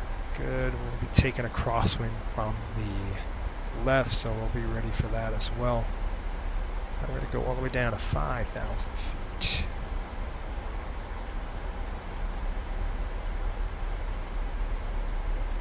It's been fun flying the 7.3. I love it. It's a fun airplane. It's my favorite airplane to fly right now, and I'm looking forward to be, you know, we're going to go back in the MD-80. Which is it's a fun airplane to fly too. It's just a lot busier in the MD-80 than the 7.3. And you're all over the place. So fighting the airplane, it's just one of those things. Anyway, what was I doing? This. All right, I'll give you a look here as we come down here. Seatbelt signs are on. I'll set the flight attendants down. Now I would have called them already and let them know what was going on. So I would let the flight attendants know, hey. So I'll just chime it.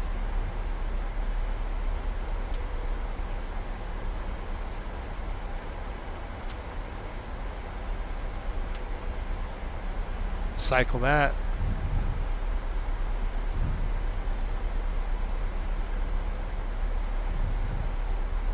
Goes on continuous.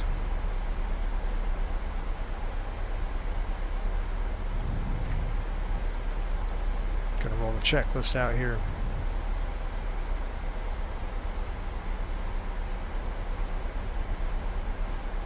What do we say here? We got a weather update. We probably just did. All right, Miami is reporting 05014 gusting 24 still, 10 statute miles, broken clouds 26, broken 37, broken 6. It's going to be a visual approach once we're under the cloud deck. It's nice. So we're going to fly on ILS. Again, just initially get it in there. We'll go to grit, and then we'll just zip it on down. Touchdown zone is 8 feet, so our DH is going to be set to 8. And you can see we're starting to get bumpy. You know, I expect that. I expect a little bit of turbulence here as we get low. We'll get those surface winds kicking up for us. So it's just another walk in the park. Another day in the office.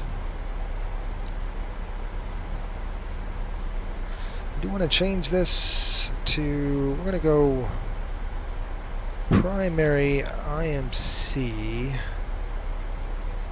I might just do the primary IMC mode for now.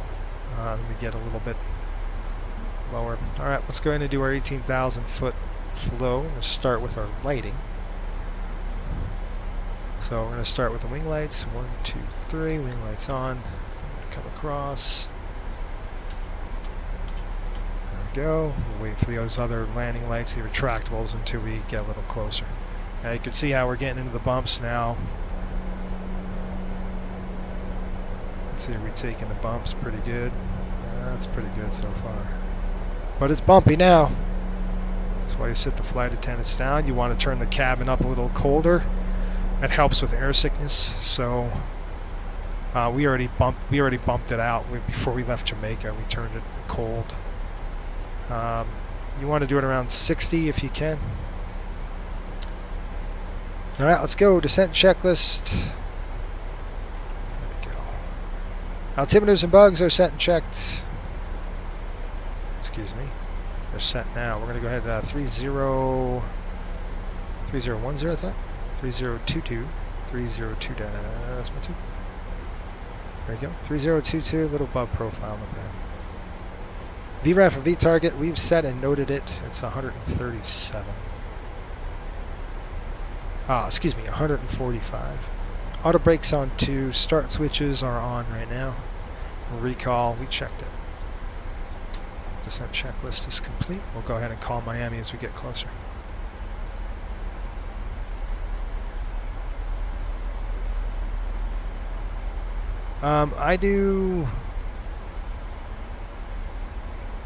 That was a good question.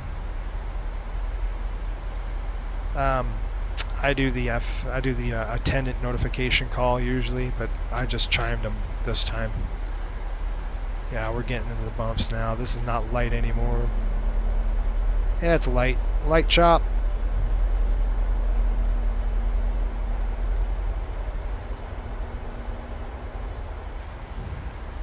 Okay, back to the Vice 2. 280 knots over Nikki. That's light to moderate. You can see the airplane kind of getting thrashed around a little bit. Now we're getting some moderate crap. It's to be expected. Just annoying, that's all. It's one thing you can't feel in the sim is the bumps. That'd be cool if you could. Like, oh man. Now you can see it's probably moderate now, that moderate side. Not too bad, it's just getting windy. It's gonna be a fun approach, folks. Hang on. Buckle up, tighten them up. Alright, what do we got? Gamey is 250 now. The speed's gonna start slowing down on us.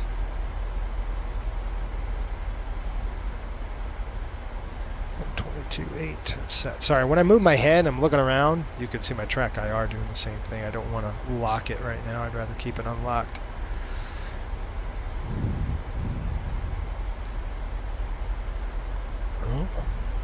We got plus 15, so we don't need any engine anti-ice or anything like that.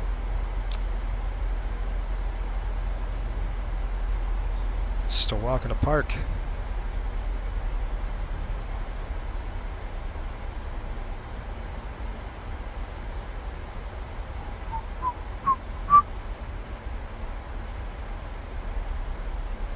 Cliff will be back. Yeah, I think he's got his friend going to be working with us for a little bit. We'll see.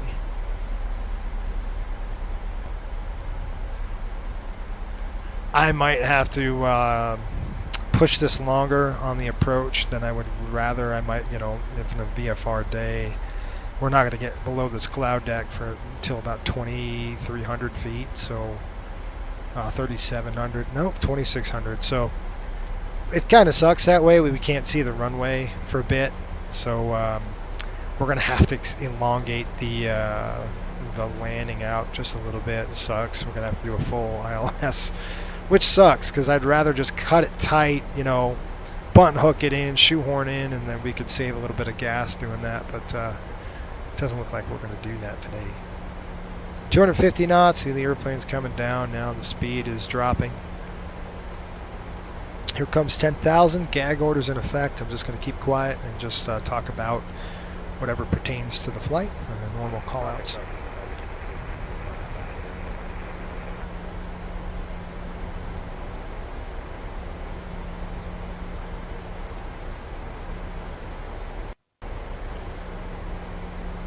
Okay, there's 10,000 feet. We'll click attendant notification. Let them know in the back we just hit 10 grand. Brakes. Pre-brakes coming out just a little bit. I'll slow the aircraft down.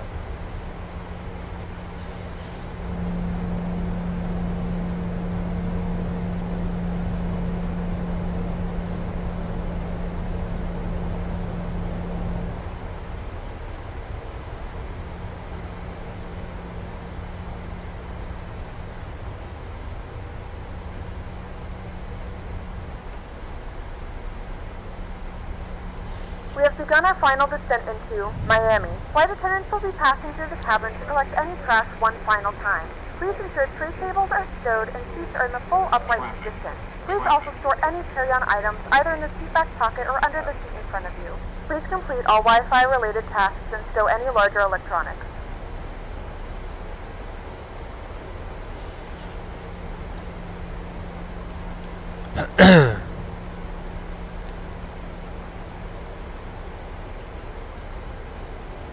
Miami traffic, Riptide 16 on the Vice arrival, about 15 out. Expecting runway 9 Miami. Can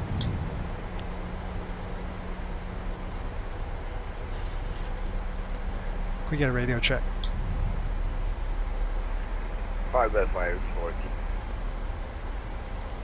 5 up high. Gotcha, thanks. Miami traffic, Westland 2683, taxi to runway 8 right via Whiskey, Mike 1.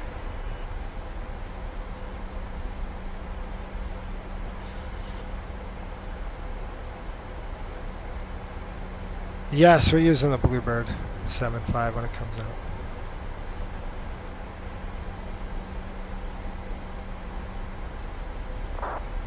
Okay, I'm going to start slowing down.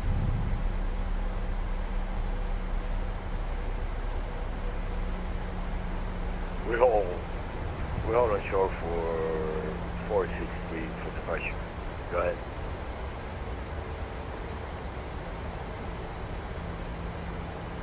Miami traffic, Riptide 16 on a downwind runway 9. We'll extend it down to 15.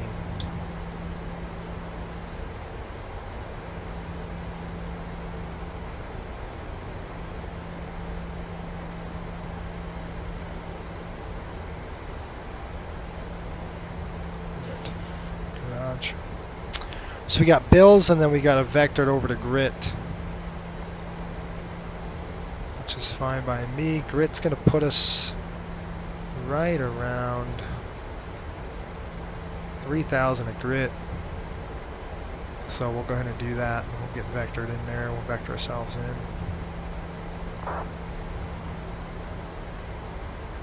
Plus 18.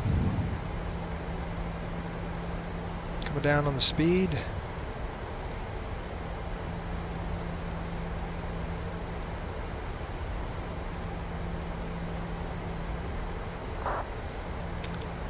Grid, I went down to 3,000.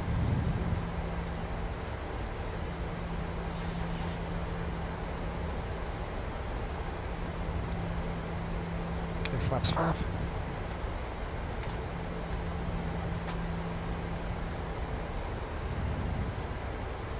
$170.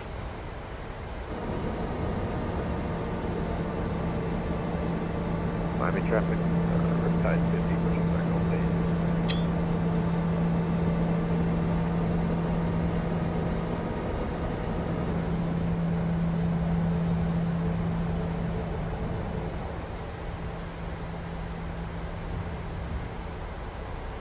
Vertical speed.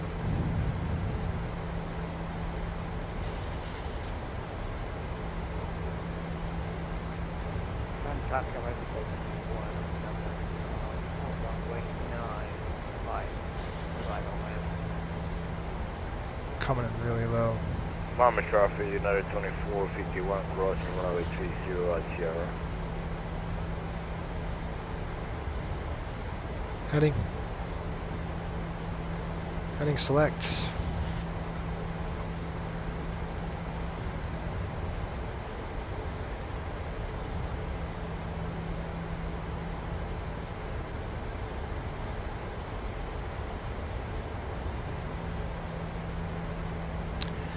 Miami traffic, Riptide 16, turning base at Grit, Miami.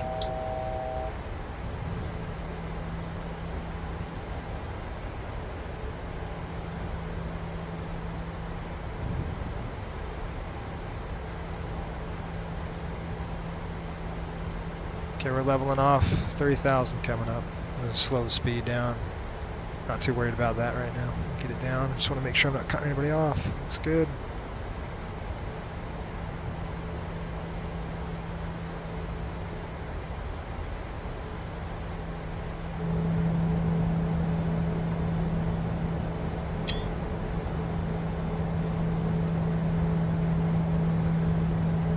That's the Everglades down there, folks. Nothing but water and alligators. No bueno. I'm still amazed by this sim. It's absolutely beautiful. It is gorgeous. It feels like, it looks like you're actually there. That's what it looks like. You know, you got a low scud day like that. That's really cool. Looking good on the speed. 3,000 feet. Here we go.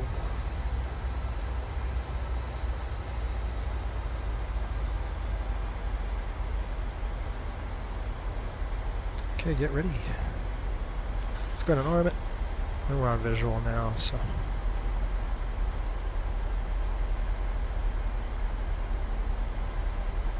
Got the runway in sight. Oh, shoot.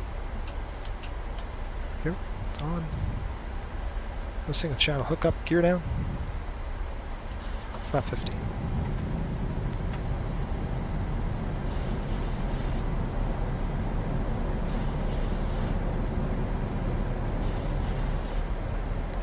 Miami traffic, Riptide 16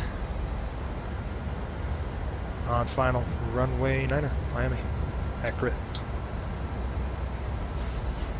0. VMC, Q.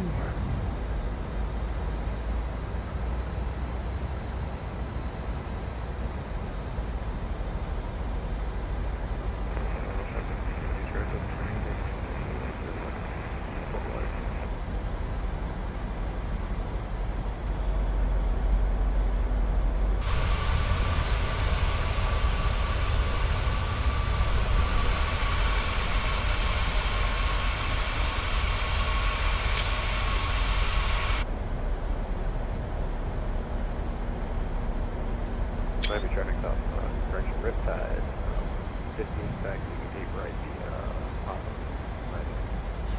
Barely here.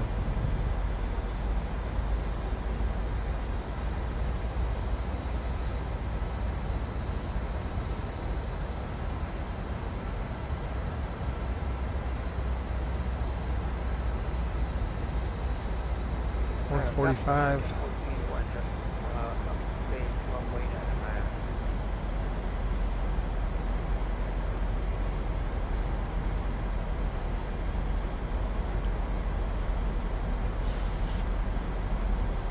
Miami traffic, Westland 2683, taking off 5 runway miles. 8 right.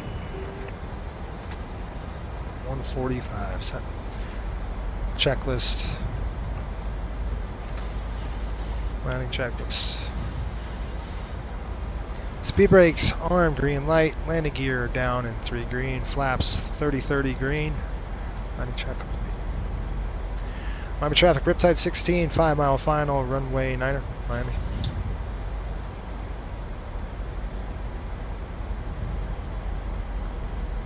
Oh, it's bad when this is the wet though. Look at the ripples because of the wind. That's cool. 1500. Looking pretty darn stable right now.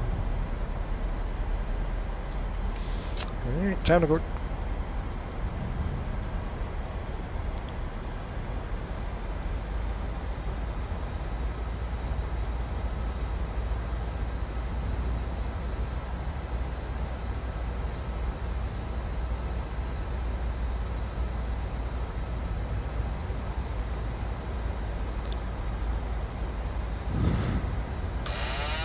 Autopilot off my plane.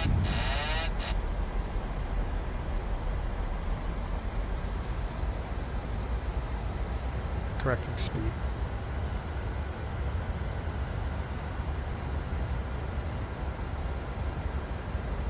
I'm in traffic zone. Navigation 1481 to the final runway Airline.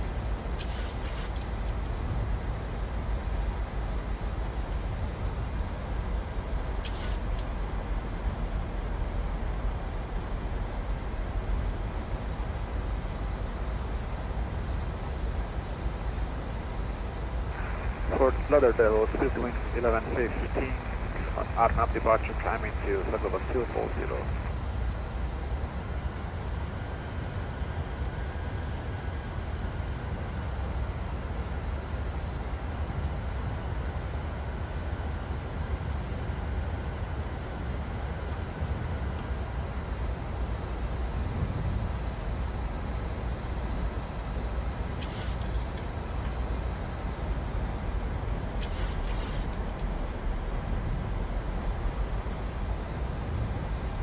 Plus 10, plus 5.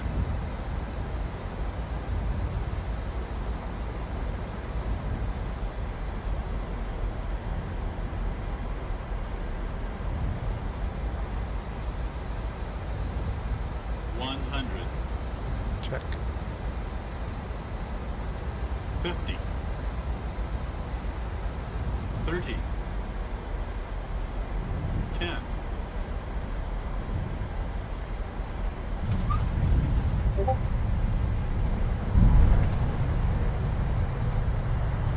Reverse or speed brakes. We're gonna have to get off quick. Got somebody behind us. Let's go to the next one.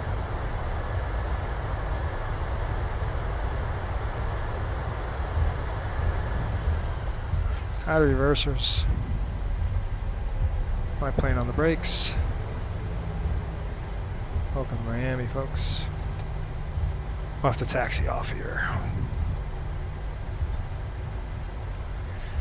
Miami traffic, Riptide 16, clear runway 9. Ladies and gentlemen, welcome to Miami. The local time is 3:06 p.m. and it's currently about 73 Have a good degrees flight, Joseph. Fahrenheit. You can now use your mobile devices. Please remain seated until the aircraft has come to a complete stop and the seatbelt sign is turned off. Remember to use caution when opening the overhead bins, as items may have been shifted during the flight. We thank you for flying with us. Autopilot, excuse me. Turn on the APU right now. We're gonna go ahead and taxi pretty quick. If I can get this thing under control, it'll be awesome. Alright, clean it up. Speed brakes. Miami traffic, Riptide 16, crossing runway 1230, Miami.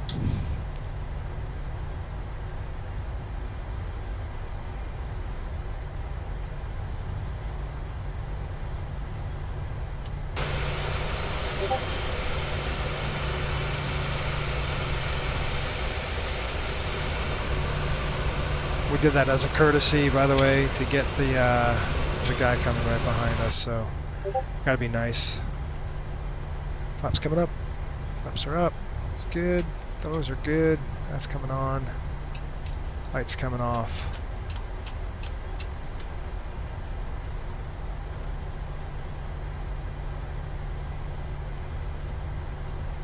One, two, 1, 2. Going to Hotel 11. I need to just slow down a little bit. I know we're taxiing pretty quick, but I'm trying to. Ooh, that looks like it's going to work.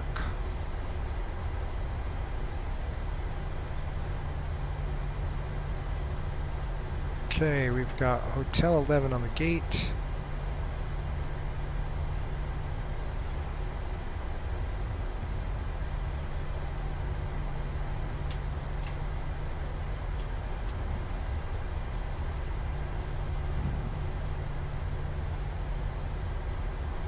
Alright, this is hotel. This is our gates right here. Wait a minute. Did I come across too much? Miami Shoot. traffic. I overshot it. Riptide 50 taking off 8 right departure south lane or 1 departure. I overshot it. Dang. I'm flipping around, folks.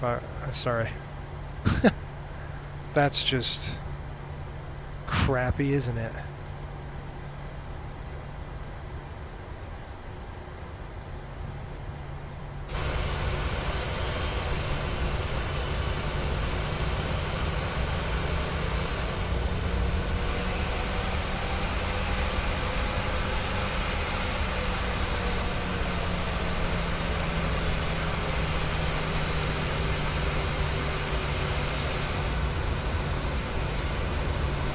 It's because I don't have my charts open now. My taxi chart. My gate chart is what I mean. What I do now. Alright, let's go. Time and tide.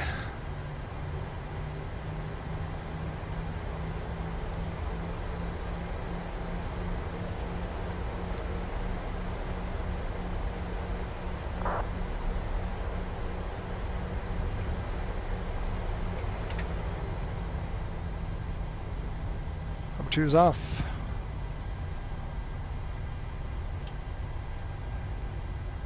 There we go.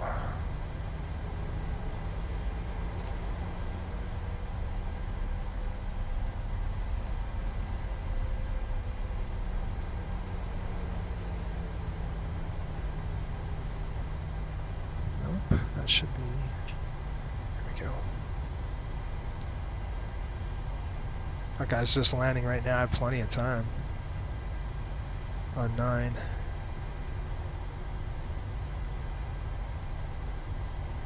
I looked at our gate and I'm like, wait a minute, that's not our gates. Dude, I overshot it. 11 is the international terminal. If any of you are wondering, that's kind of why we're here. 15. Let's see, Hotel 15. That's 11's our next one. It should be right here. Where are these clowns? Where is everybody? Didn't I say Hotel 11?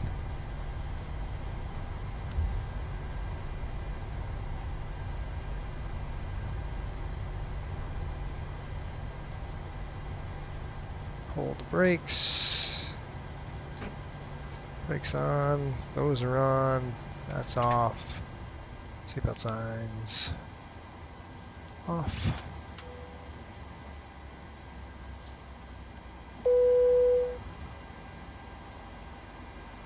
All right, folks, welcome. Welcome to Miami. We'll go ahead and get the chocks on the aircraft. Set the chocks. Turn that thing off. Let's see if this works. You are currently parked at the wrong parking position. No, this is Hotel 11. Did I do the wrong thing? Show me this spot. What? What are you smoking, dude?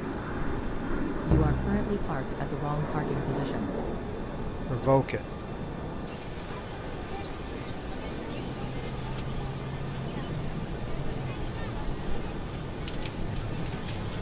Alright, let's do gate 11. That's what I want. Operate the jetway. Request deboarding. The boarding requested. There we go. Okay, while that moves in, we're going to go ahead and set our chocks are set. We're going to get ground power on the aircraft now. Normally, we wouldn't want to do that just because we're just going to deboard them, run the EPU, and then push this airplane to the Gulf gates, which is right behind us. So literally, they're going to push this airplane back once we all deplane and clear customs, and we're going to go in this gate. We're done. We're done. The next crew takes this plane out to Roanoke. So, but that's kind of what would happen. So we would just keep running the EPU right now, because there's no point in hooking up the ground power, because you're just going to be firing the EPU again here in about 20. Well, I'd probably want ground power on the airplane just to save us fuel. So I'm going to call for that. Ground services, let's get ground power on there. I wouldn't do an AC cart though. We'd just get everybody off and then just let them sweat. Yeah. How dare you? Passengers, the boarding started. Off. Coming upstairs here. That's off. That's off. These are coming off. Packs are off. I'll get my time in, and then that looks good there. All right, let's get times. 15:14, we're in. I think our next cruise starts at 1600 and 1630 or something. It's almost an hour. So 1614. Oil 75.84. Hydraulic coming in at 100 over 100. Let's go ahead and get it planned and programmed and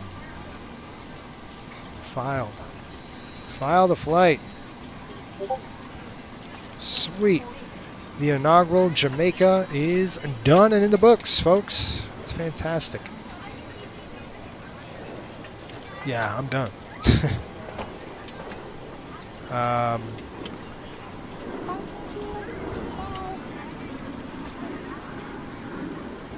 Yeah, it was plus minus 10 on there. I thought so. 100? It's pretty good. Yeah. Cool. Right on time for the landing. Good deal. Nice landing. Nice flight, son. Good.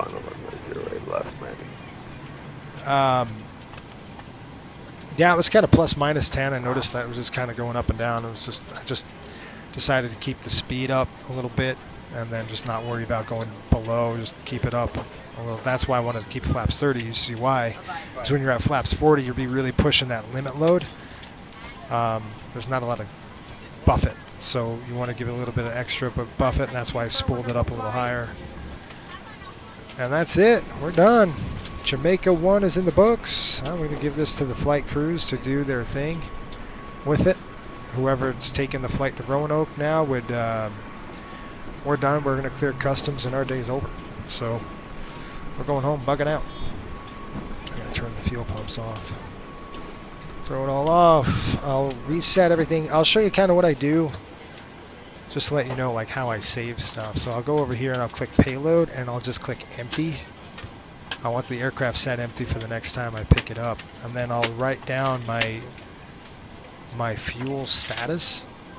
So I already noted our oil and stuff, so I'll write down the fuel. And we came in at 4460 with 4530, so that's really good. We have over 8,000 pounds of fuel, 8.8 or something, like 8.9 on the fuel. That's great. That means we don't have to add this fuel in Miami, which is the fuel pricing is so much more here than over in Jamaica. So pretty cool. That's it. We're done jamming, and then I'll save it. Sorry, I'll save the flight as is. But I do have to reset this. So I'll just click menu. We'll go FS actions here, and then we'll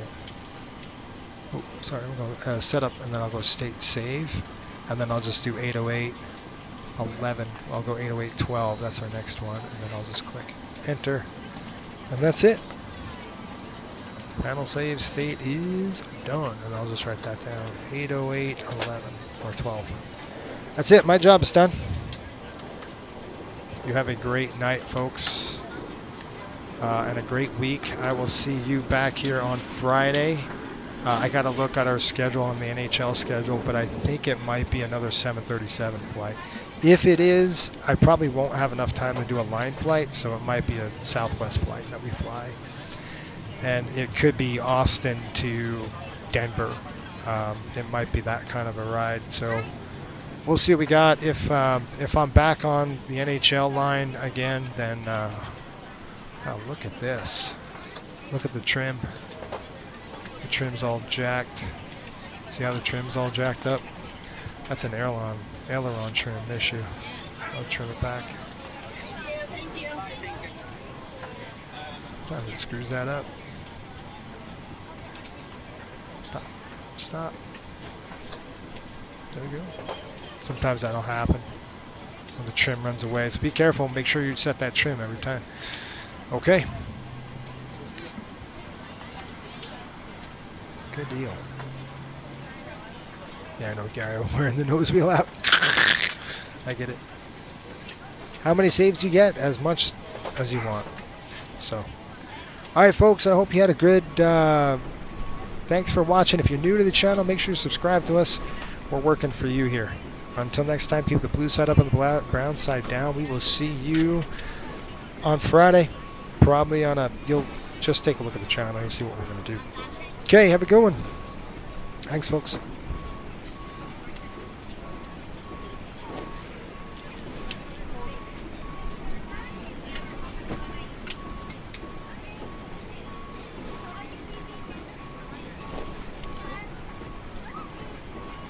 Miami traffic, Lufthansa 461 heavy. Very good evening, everyone. Request radio check.